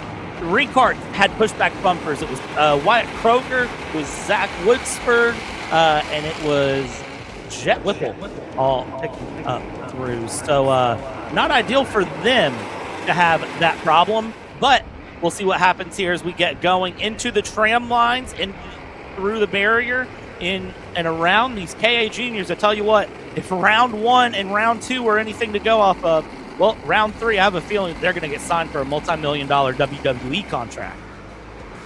It seems as though that is the case as we get some separation between the tram lines. Braden Wagner has to be smart here. Make sure that you get through turn number 1. Do not hemorrhage any more points than you need to Sebastian Hauser. Looks like we are clean and green. Off to turn number 1 we go. Everybody already trying to get single file. Look at the pull out there from Sebastian Hauser to cut that turn 1 well. 2 wide, 3 wide behind as everyone tries to play kind with each other here in KA Junior. But up front, Sebastian Hauser was quick. Held everyone to the left, cut all the way to the right, extended all the way back to the left. Cut turn 1 with the best line, and look how it played out. That gap easily has to be a second already. Bye, Sebastian. Very, very good start there from your championship points leader in Sebastian Hauser, and a nightmare start for one of his biggest competitors, in Braden Wagner. That was, the outside line just went nowhere, and unfortunately, Braden kind of wound up on the outside of 3 wide, chose wisely to back out of it, thinking big picture for the championship, but for the moment, it's going to get a little dicey here for P3. That was a way to jump the curbs for P3 here, and let's reset on where we're at here. Daniel Ramirez all the way down in 7th now. Troy Ferguson all the way down into 8th. Diesel Bazonsky has gained all the way up to 4th. Oh! Big contact, big off. I think that was Daniel Ramirez, unfortunately. We'll get a check, although I think the One Axis Motorsports cart, it was also, I believe, Rylan Harley might have also been involved in that as well. We'll get a check on that as at the moment, but unfortunately, one of the fastest carts here this afternoon, now likely going to be at least out or heavily compromised to turn number 1. And that is not the way you want to end the day. Remember, this is their final run of the day, so if they don't have a good run today, it's basically a bad day tomorrow that you're setting up for. Look at this up side by side down to the chicane. That is a way to go for some moves here, and that is up in the front of the field. That was Sebastian Hauser, Aaron Spears, and Luis Martinez battling it out. That's a way to go into the chicane for the lead. I was amazed as we got a little bit more contact there between P2 and P3 as well. The Bizonsky, Diesel Bizonsky looking to go up into P3 as we have a change for the lead as Aaron Spears takes over the race lead going up through the S's. This, what was looking like kind of a 3-car breakaway has now become a 5, almost 6-car breakaway as Troy Ferguson making his presence known. Now as we see the big haymakers getting thrown as Bizonsky up the inside, moving himself up to P3 and bringing Braden Wagner with him. You see the signal up in the front from Aaron Spears and Sebastian Hauser of let's charge forward. Here's the problem. You give that signal, the other guy's going to start battling. Nobody is anyone's friend here in KA Junior right now. Look at it. The clear signals from Spears of, hey, don't fight me. Let's just move forward. GFC in 4th place, making a move to the inside now, gets the pass done. That is a way to go. Man, I tell you what, you guys are not pulling any punches yet right now, as that was Braden Wagner getting past Diesel Bizonsky there for 3rd place. It's anyone's game right now here in easily the top 6. Wagner finally showing the true speed of that Formula Works GFC. Really lovely pass there up the inside of Diesel Bizonsky, and now sets his eyes on his main championship rival in Spencer Hauser as Aaron Spears continues to lead this field. The question is for tire pressure. What did these teams put their drivers out at? Did they go out high and try to get that big gap, give your driver a lot of grip early on and have them manage it? Or did they go out super low? And right about the midpoint of this race, we'll start seeing who's got that long run speed built into their go-karts. Here we go, dive for the lead to the inside here. That is Hauser going on the inside of Spears. Will Spears try to switch it back? The answer is no. Spears will settle in second, but look at who's closed in now. Braden Wagner is closed in, that GFC here to go for 3rd. Fastest car on track. Luis Martinez behind in 4th, who ran a 53.4, while the leaders ran 53.6s last time across. So, good pace being shown from Luis Martinez here, about 3 tenths of a second faster than the leaders last lap around. But it's one thing to do that instead of purple lap. It's another to be able to carry that momentum forward here, as now we've went from a 2x2x2 to a 6-part pack, and that is really going to start showing some battles out of Rocky Moran. And I was going to say, the wind has continued to pick up. That tailwind is only getting bigger into turn number 1. Should lead to a lot of overtakes down into that part of the racetrack. Want to keep an eye also on the fastest car on that last time by as Luis Martinez going purple. And as I said it, up in the P3, here comes the, I believe that is a Position 1 Motorsports Parolin, as we got a battle for the lead. Oh, this changes everything, though. Look at Martinez coming through. Martinez goes through. Braden Wagner goes through. We're on the contact together for 1, as there we go up into 2nd place. We make the moves, and that puts Luis Martinez up into 2nd there. Aaron Spears trying to fight it out. This is exactly what Sebastian Hauser needs. Sebastian needs all of these guys behind to keep paddling and going through, so that way Hauser can make a move. He's now got Wagner up into 3rd, Aaron Spears into 4th. Unfortunately, I think this is going to put Sebastian Hauser on the back foot. Surprised he did not opt to take a defensive line going into the first of the tic-tac-toes. There's once again a mouthful of curb being taken by these drivers. Hauser is going to signal that he's going to go up the inside. Looks like he's going to think better of it for the moment. I believe there was some incidental contact between Luis Martinez and the back of Sebastian Hauser. Hopefully Race Control lets that one slide. I would imagine that they would, but either way, now you see Sebastian Hauser's on the back foot as the fastest go-kart on the track is out in front. Position 1 Motorsports, you got to be pretty happy right now if you are Martinez up in the front here. Position 1, you're going to be feeling good because Position 1 Motorsports is in Position 1. Just where you want to be through Double Orange Chicken. They go into the D and then heading towards Rocky Moran. Where's the move coming from? Nash Motorsports looking for a move through there. Aaron Spears not able to make a move. Top 6 separated by nothing. Really, really aggressive dive into tic-tac-toe there for Sebastian Hauser. I just wonder if he's got enough help to make this move on his own. Looks like Luis Martinez is going to go defensive here early. Braden Wagner looking for the over-under, not quite going to get there. Still all single file, but I can't imagine it's going to be like that for very much longer. Where does the move happen is the question. Heading out into the S's now. You see the looks over the shoulder from Luis Martinez, just trying to gauge out what Hauser is thinking. Hauser's trying to gauge out what Wagner and Martinez are thinking. You're in a big pickle here. What do you do? Well, if you're Aaron Spears, it becomes a case where you've got to defend your P4 right now. Doing so, their battle for fourth between Spears and Bzomski now side by side through the second D, heading down into Rocky Moran. Louis Martinez going down into the chicane now for the final time. Dive from Wagner on Hauser. Wanted to make the move into the chicane, couldn't do so. Puts him defensive. It's a run down to the line here, and as they cross the line, Louis Martinez will get the win here in KA Junior heat number 3. Dare I say, maybe a little bit of an anticlimactic finish there. I was really expecting the big move from Sebastian Hauser to try to get himself back into the lead, but ultimately, I believe Hauser might have been a little preoccupied trying to keep Braden Wagner behind. A great result there for Louis Martinez. Want to mention that all results are provisional. Still have to wait and see if the stewards will have anything to say, as well as potential pushback bumper penalties. But I mean, you know, obviously going into Heat 3, the last one before you put it in the barn for the night, that Position 1 motorsports machine of Louis Martinez looks fantastic.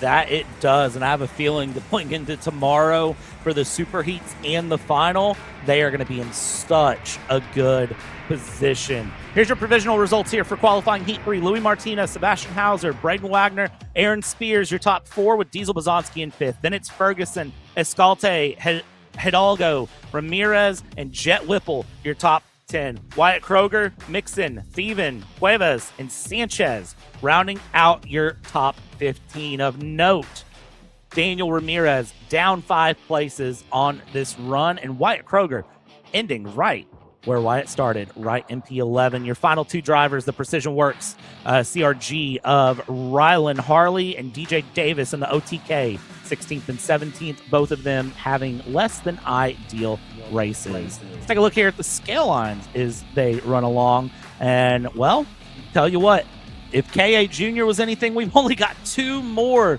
qualifying heats to go here today, Dean. It's KA Senior next, and, well, I don't know what to say about KA Senior other than, well, it's KA Senior. Yep, last time we checked, it was in fact KA Senior. Lots of action still to come here. Don't go away. Heat number 3 for KA Senior coming up shortly.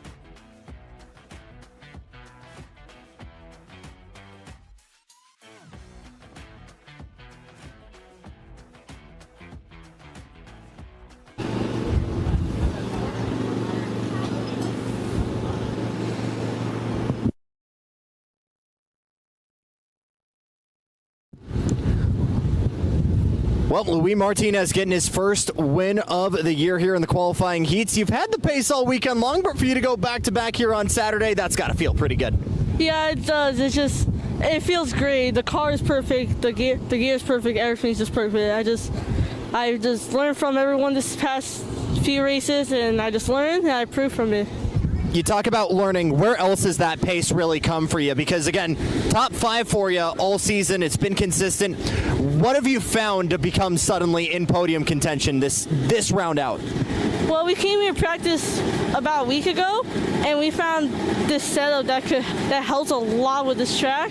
And we just dial it in, change the gear, and we just improved from it.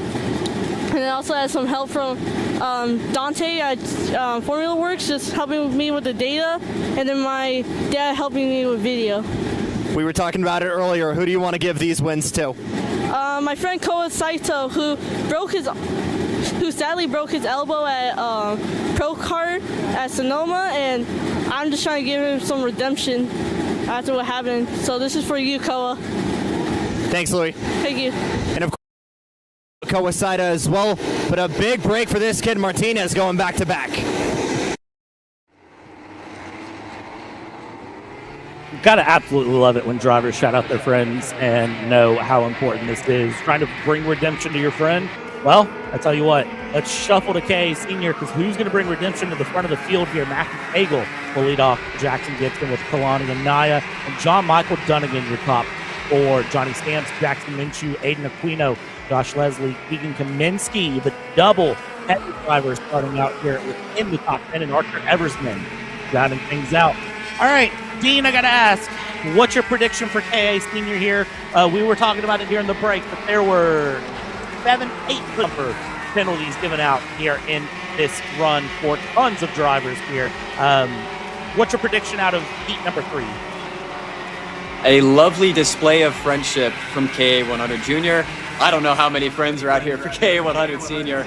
As mentioned before, the Axis pairing, the Ricky Bobby and Cal Naughton Jr. of Christian Brooks and Archer Eversman. Keep an eye on the black and red Axis Kart Sport karts from the front. Once again, you cannot allow Matthew Cagle to get away. We've seen that kart be vulnerable at the end of these heat races, really the last 4 or 5 laps. That kart tends to slow down, but when he's 2 or 3 seconds ahead of everybody else, it doesn't really matter. So we'll see if there's any curveballs from the way of Mr. Cagle. We'll see if Jackson Gibson, Kalani Anaya, we'll see if Johnny Stamps, one of your championship contenders, can find the speed, and we'll see who survives turn number 1.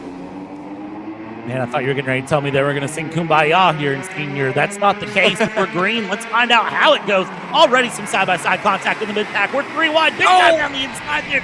Outside of the top 10. Multiple carts coming together. Nobody spins from hell. We stay green. We stay racing. Looks like 5 p.m. on the 405 here. Everybody jockeying for positions, as already you can see it there. 2 of the Axis Kart Sport karts have already gotten nose to tail. I would like to believe that's already going to be Christian Brooks and Archer Eversman making a great start. But once again, that just Formula Works GFC of Matthew Cagle already blitzing away from the field. We'll see if he can cement that lead. It's really going to come down to whether Johnny Stamps wants to work with this, as I believe, I'm not sure who the kart is in P2. It is the 467 of Kalani Anaya making a great start. And here we go, battle for P3 already. A dive in the chicane, not what I was expecting for P3, but I'll tell you what, that's the way to do it here. Get going here. Lap 1 done.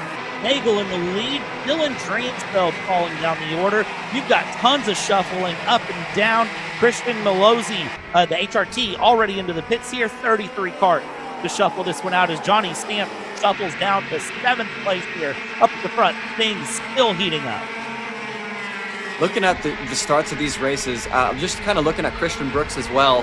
It seems like it's almost better to start on the inside of row 4 or row 5 than to even be outside of row 2, as Brooks has already cracked the top 10, currently running in position number he's out of the way, but position number 6 or 7 for the American driver.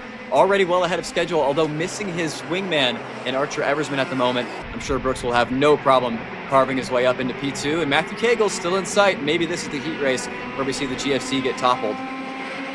Well, we've seen a lot of things be crazy so far here at K1. Look at that dive down the inside there for P number 4. That is going to be Keegan Kaminsky on John Michael Dunnigan.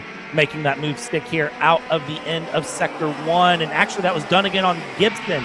My apologies there to Dunnigan for saying you got past when you were the passer up into P3. Jackson Minshew, fastest car on track. Here's the problem. Minshew, the Calvo driver development, is back in P9 and is nowhere near the front here. But up in front, we're running identical lap times to Matthew Cagle, if only about half a hundredth faster, which is not going to do it, I'll tell you. That is not going to get us any sort of advantage here. Got a little report from Jackson as well. Jackson in the pits, what do you got for us today? Our first fatality actually came from one of the HRT guys, Christian Malozzi, having a bent axle on the formation lap. I believe that might have been with contact trying to squeeze up just before the tic-tac-toes, but peeled off just before there on the formation lap. So our one retirement so far coming from an unconventional method here, guys. Wow. And look at this. Here they come. The dynamic duo of Christian Brooks and Archer Eversman continuing to make their way forward. All they have to do is make up a second on Matthew Cagle. That gap not getting any bigger. And here comes the Axis Armada coming in black and red. I definitely think that this is doable for Brooks and Eversman, but again, it's one thing to catch, it's another to pass, and you've got some pretty fast carts up here around you that you've got to contend with. So patience is going to be a key throughout these remaining 6 laps as they cross the line. You see everyone hitting that chicane hard, still not giving any break forward. 67 there of Anaya, giving a clear indication of let's get forward there.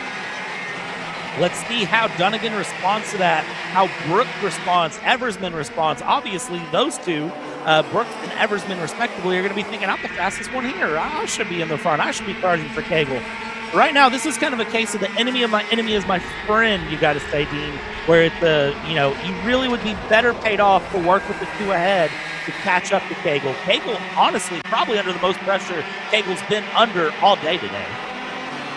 Nah, it's enemy of my enemy is still probably also my enemy in this situation, unless you happen to be wearing the same colors as the driver next to you. So Cagle really has not, I mean, this is kind of what we've been seeing all day. Cagle has good pace, but I don't know if those behind work together, if he's got enough to really break away. I'd imagine turn 1's about to get really spicy here. Here we go, battle for P2.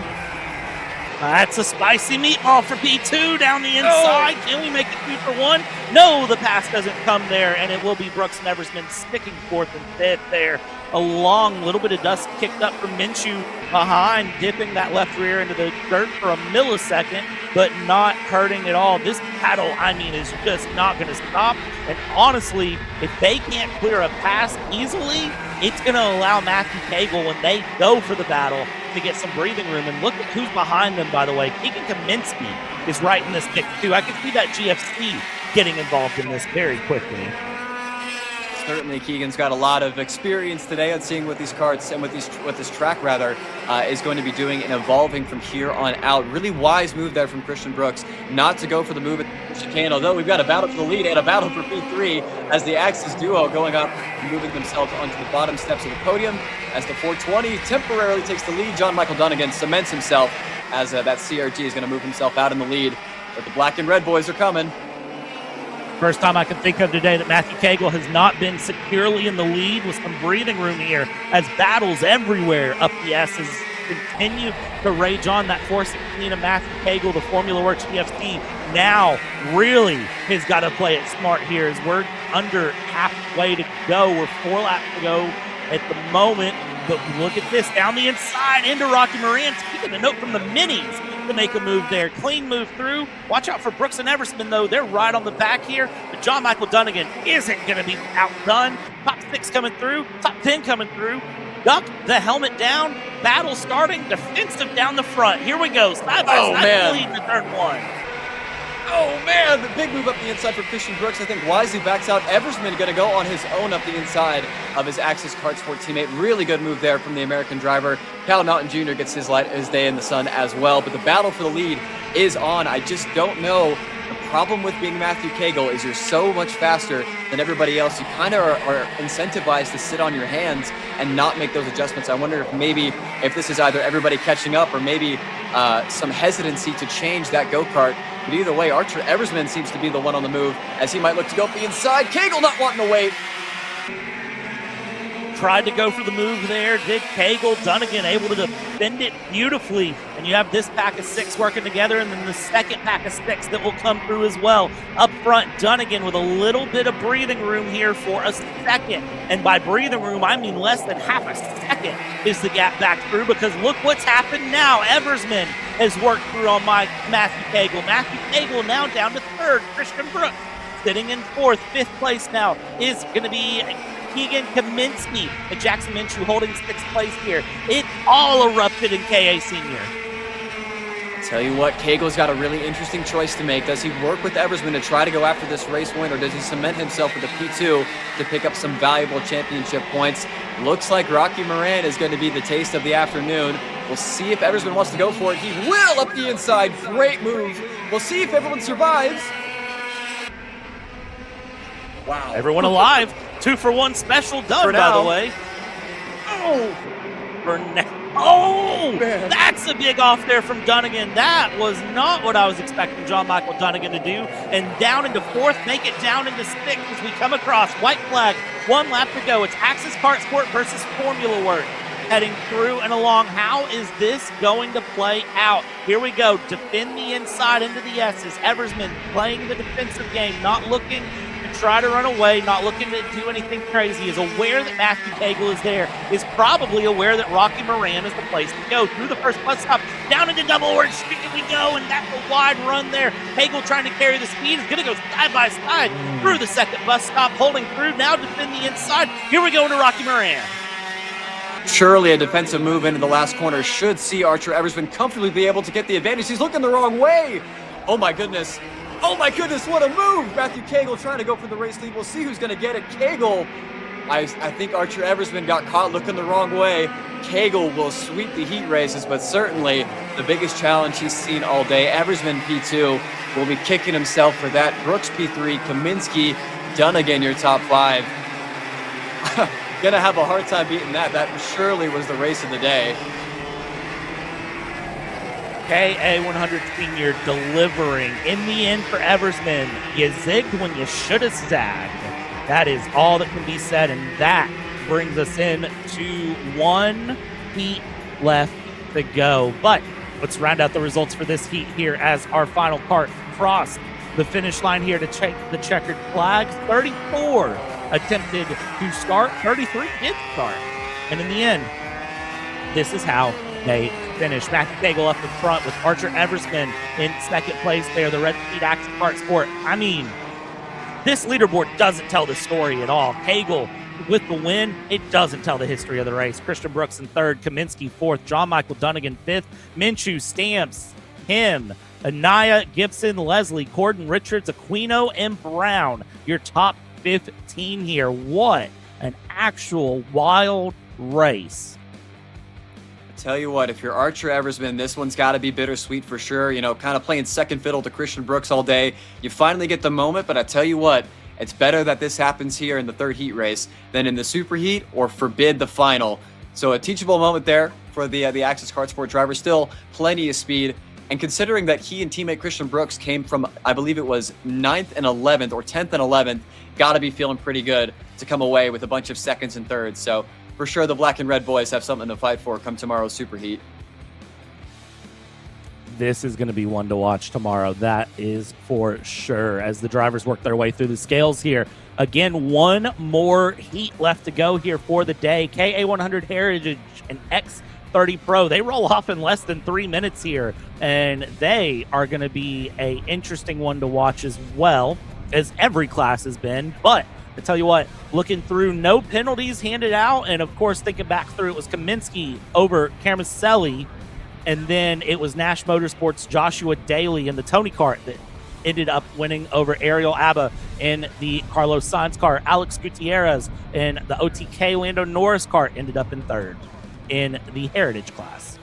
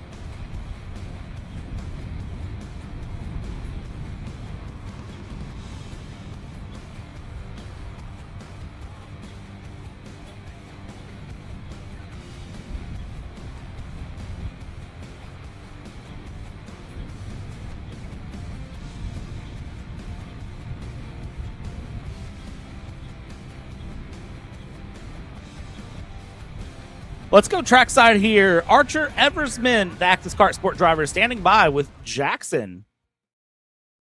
Yep, thanks, Brad. P2 here for Archer Eversman. Let's start with the good. Twin sticks out, sending it down low into Rocky Moran. Talk to me about that move. Yeah, we've been super fast all weekend, and I was just trying to get to the front as fast as I could. Quali didn't go our way, and just try to control the race and get out front and try to get away. I know it's hard here, but try our best. So the pace obviously has been there, not just for you, but the whole Axis 10. Unfortunately, not able to fully get it there out in front to the end. What could you have done differently there to hold off Maddie in the final lap? Definitely just a bad decision on my part. I didn't go all the way low. I should have. I looked over the wrong shoulder. It was a big mistake on my part, but we'll prevent it from happening next time or in the final. So Matt closes that gap in the championship points to you a little, but crucially, you've been clawing back that deficit to Stamps in the overall leadership points. Is that something you've thought out about at all this weekend, or is that kind of on the wayside? I mean, it's kind of in the back of my mind. All I want to do is the best that I can and win, obviously, but it's definitely in the back of my mind a little bit, but there's other things to worry about also. Thanks, Archer. Thank you. Brad? Appreciate it, Jackson. Big note there from Archer Eversman saying, hey, the air was mine, and thinking about points, so definitely a big sign there that, well, Archer Eversman knows what's up when it's all said and done here, Dean. Yeah, I think a wise move. You got to think big picture. And as mentioned, coming from where they started and really the front of the Hornets' nest, to walk away with a third, and a second. Probably a little bittersweet on that last heat race, but for sure plenty of speed in those the black and red Axis Kart Sport carts. As we have K100 Heritage and X30 Pro, the duel between Sergei Karamaselli and Keegan Kaminsky, and also we'll see if anybody can put a stop to Joshua Daly's dominance of the day. Definitely going to be Ariel Abba. If anyone can, Tony Gomez will start third in the Heritage with Alex Gutierrez in fourth. Pietro Moro in fifth, Andre Isaac and Craig Vasquez ending things out. You've got 4 Mike Manning karting drivers here running through a techno kart of Andre Isaac. You have Nash Motorsports, of course, represented by Joshua Daly. And then you have Lakeside Karting, Shane Hawkins in the third X30 spot here. Has been finding pace throughout the time, I have to say, for Shane. We'll see if Shane can find a little bit more pace here on this final go. Definitely going to be one to watch, I will say. Yeah, I mean, we'll see if Mr. Hawkins has got anything for his GFC and Formula, or I should say Kart Republic counterparts. It looks like we're not quite formed up just yet as our drivers get themselves put in tram lines. Once again, the long run speed of Keegan Kaminsky and that GFC data seems to be giving him an edge over Karamaselli. We'll see if Karamaselli has adjusted and can respond. Here we go for turn number 1. Green flag out for X30 Pro. We are rolling here, and you see already the squeezing there from second place. Shane Hawkins flipping into third, letting it go. There's Heritage gets ready to go along, and they get the green. They're now rolling here as they take off into turn 1 for the first time. And well, there we go. Joshua Daly for Nash Motorsports up into the front here, finding the way through, heading up into the S's for the first time as you have your X30s now coming in through the first bus stop. I was going to say, I wonder how aggressive Karamaselli is going to be to try to send a message sort of over the bow of Keegan Kaminsky. Obviously, Keegan just jumping out of K100 Senior. Wow, Karamaselli's going to run him tight. That's exactly what I'm talking about. Karamaselli is not one to back down. He will race you for everything you're worth, no matter whether it's the first lap or the last lap at this race. And that's exactly why we love this sport. So Karamaselli from Keegan Kaminsky, Shane Hawkins a distant third at the moment. But if these two start battling, you never know what's possible. You can say that again. You never know what's possible when the battling really starts out here. And you see that's exactly what's happening. Look at the defense to the inside. The glimpse is over, trying to figure out what Kaminsky is going to do. Karamaselli doing a great defense here. I think ultimately pace-wise, I do think Kaminsky has a little bit more pace than Karamaselli. I think just the defense is stronger out of that Kart Republic. Squeezing there through Double Orange Chicken into the second bus stop. And that is Karamaselli setting a message, defending into Rocky Moran yet again, and saying, you know what? You're going to get past me. You got to force the issue. And maybe you're going to have an issue with a pushback when it's all said and done. Wow! right on the outside of tic-tac-toe goes Keegan Kaminsky. I'd say he just won the overtake of the weekend back. That was incredible, as we'll get a shopakr.com replay. I thought maybe there was a chance of that happening. Anybody at the fence, you got to give a round of applause to Keegan Kaminsky next time by. That's about as bold and as brave of an overtake as you're ever going to see. The first one, I believe, to successfully try that maneuver this weekend. I'm speaking, but make no mistake, I'm speechless for that maneuver. It's the sideways wiggle for me heading towards the second apex that really sells it. And then it's the fact that Kaminsky was able to hold that down the straightaway and not lose out on pace. Kermaselli now in that Kart Republic settling in here in second is going to look to try to make a charge. Nobody is going to repeat that tomorrow, I'll tell you that. As we check in with the KA100 Heritage drivers right now. First place, Joshua Daly of Nash Motorsports hanging out in the front here. Second place through, Tony Gomez with Lakeside Karting. And then it's a Mike Manning Karting, third, fourth, fifth, and sixth right now as they all battle it out into the chicane. They say, you know what? Kaminsky can make that move. Can we make that move back here in the KAs? I think luckily some teammate action might have given Ariel Abba a little bit of a break. As we see, this is the Tony Kart of, I believe that is maybe Alex Gutierrez, I believe, making the move on his fellow driver. Yes, that is correct. So a bit of a more spread field here in K100 Heritage. So not surprised necessarily to see Joshua Daly being able to stretch that lead out, but also it seems as though your championship leader in Tony Gomez, that car has come to life. The Formula Works, or I should say rather, the Lakeside Karting, rather, GFC coming to life here in the later stages of this race. We'll see if anybody's able to work together to make the battle for the lead just that little bit closer, as it seems like Kermaselli is actually falling back into the clutches of Shane Hawkins. Interesting position to be in for Kermaselli. Not sure where that's coming from, but that is unusual to see here. Shane Hawkins finding some good pace here, 53.0 to a 52.9 last time across the line here. Not sure if Kermaselli maybe made a mistake somewhere, but that gap's sitting about 4/10 of a second. We'll keep an eye on it as it goes, and if there is any challenge there for second, we'll make sure we let you know. But for now, it's this battle right here, heading along in the mid-pack of the Heritage class that is really starting to heat up. And this is all teammates again. This is Mike Manning Karting that are all really battling it out.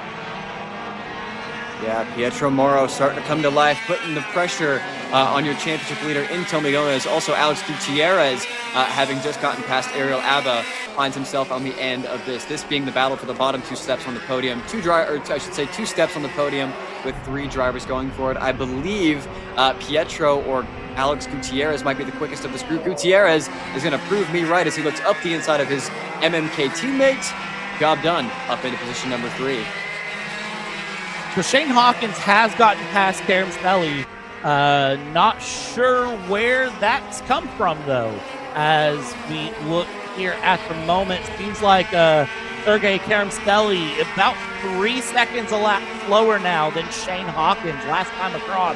A 56.748, where 53s are considered more of the normal lap time right now for your X30 Pro package. So we'll see if we can't get something on the ground to tell us what's going on there for Sergey Kermaselli, because that is a significant pace difference. That's slower than your Heritage drivers, who usually run a bit slower than the X30s by about 5 seconds a lap. And I mean, he's running slower than them right now.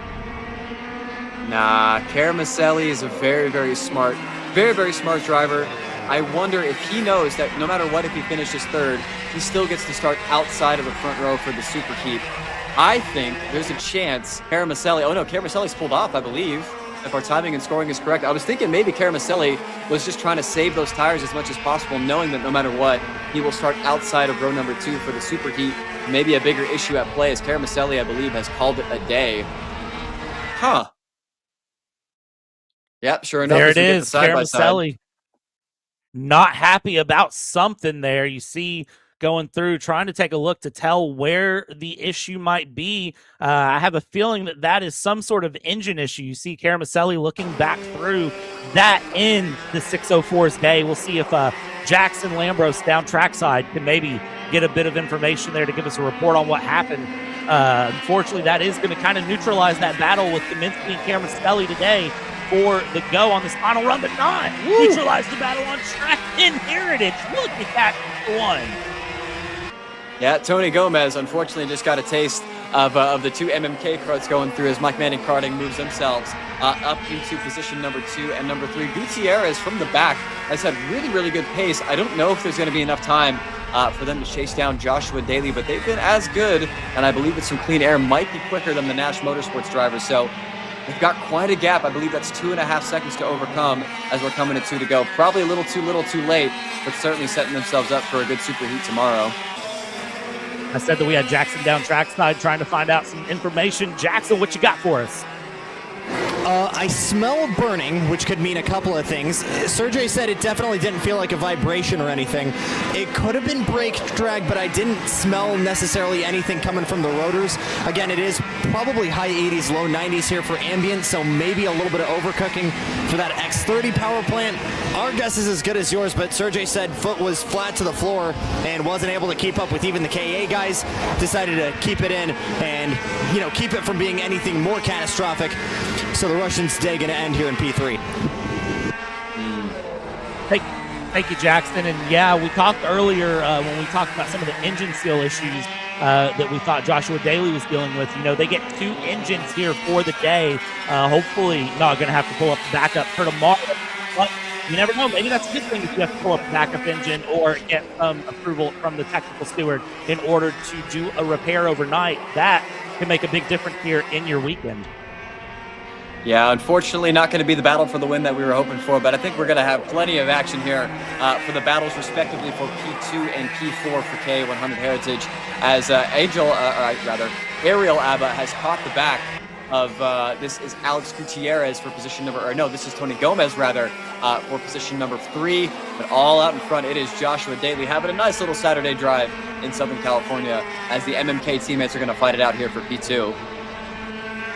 Kaminsky will come across to take the win overall here after 9 miles of racing, averaging 60.7 miles an hour. Notice the 60.7 there with Hawkins in second place. Joshua Daly has had a beautiful run so far in this Heritage class. Always has a great time here at the K1 circuit here in Winchester, California, and is going to end the Saturday on a high note, coming through the chicane, heading through into the final corner. It's going to be Joshua Daly's day here to stay and will win the Heritage heat number 3. It will be Morrow coming across in second, Gutierrez in third, Gomez and Abba running out your top 5 in Heritage, with Isaac, Vasquez, and Sergey Karamaskelli will be bottom of the leaderboard, having to pull off with what we can only imagine is some sort of an engine issue here. Yeah, strange to see that. I tell you what, without Joshua Daly, we'd have a great little 4-way battle for the win. But that Nash Motorsports machine is just a little too good for everybody, and it's going to be the rabbit that everybody's going to be chasing tomorrow. I wonder, especially with 3 Mike Manning carts there between P2 and P5, if that group can come up with something overnight to have a response for the outright speed of Joshua Daly. Certainly going to find out here as it goes through the rest of the weekend. That is Saturday coverage done. Dean, any final thoughts before we send this one off into the sunset here as the Heritage and Pro pull into the lane? Loving this track in reverse. Seeing these carts go into Rocky Moran backwards or going into tic-tac-toe, just sending it over the curves, really showing the effort and the daringness of these drivers here this afternoon. Going to be a little bit cooler tomorrow. I wonder if that's going to play into the hands of some and kind of force the hands of others. Really good racing from all categories. Really excited to see what it's going to look like between Matthew Cagle, Christian Brooks, and Archer Eversman for tomorrow, but only time will tell. Absolutely. Only time will tell. A big shout out to our entire camera crew here. A big shout out to Jackson down in the pit lane, getting us information through the weekend. Big shout out to our production team behind the scenes, bringing you the beautiful pictures here that you see. On behalf of everyone here at Kart Chaser, my name is Brad. I've been joined by Dean and Jackson, and we've taken you start to finish today. We'll be back tomorrow morning bright and early. Kick things off at 9 a.m. local time. Warm-ups at 8 a.m. local time here to kick things off. So be sure to join us bright and early tomorrow morning, or if you're on the west or the east coast, a good mid-afternoon, and we'll take you start to finish yet again. Good night. This broadcast is the sole property of Kart Chaser Group, LLC. Any rebroadcast, reproduction, or other use of the images, audio, or accounts of this event, in whole or in part, without the expressed written consent of Kart Chaser Group, LLC is strictly prohibited. Thanks for watching.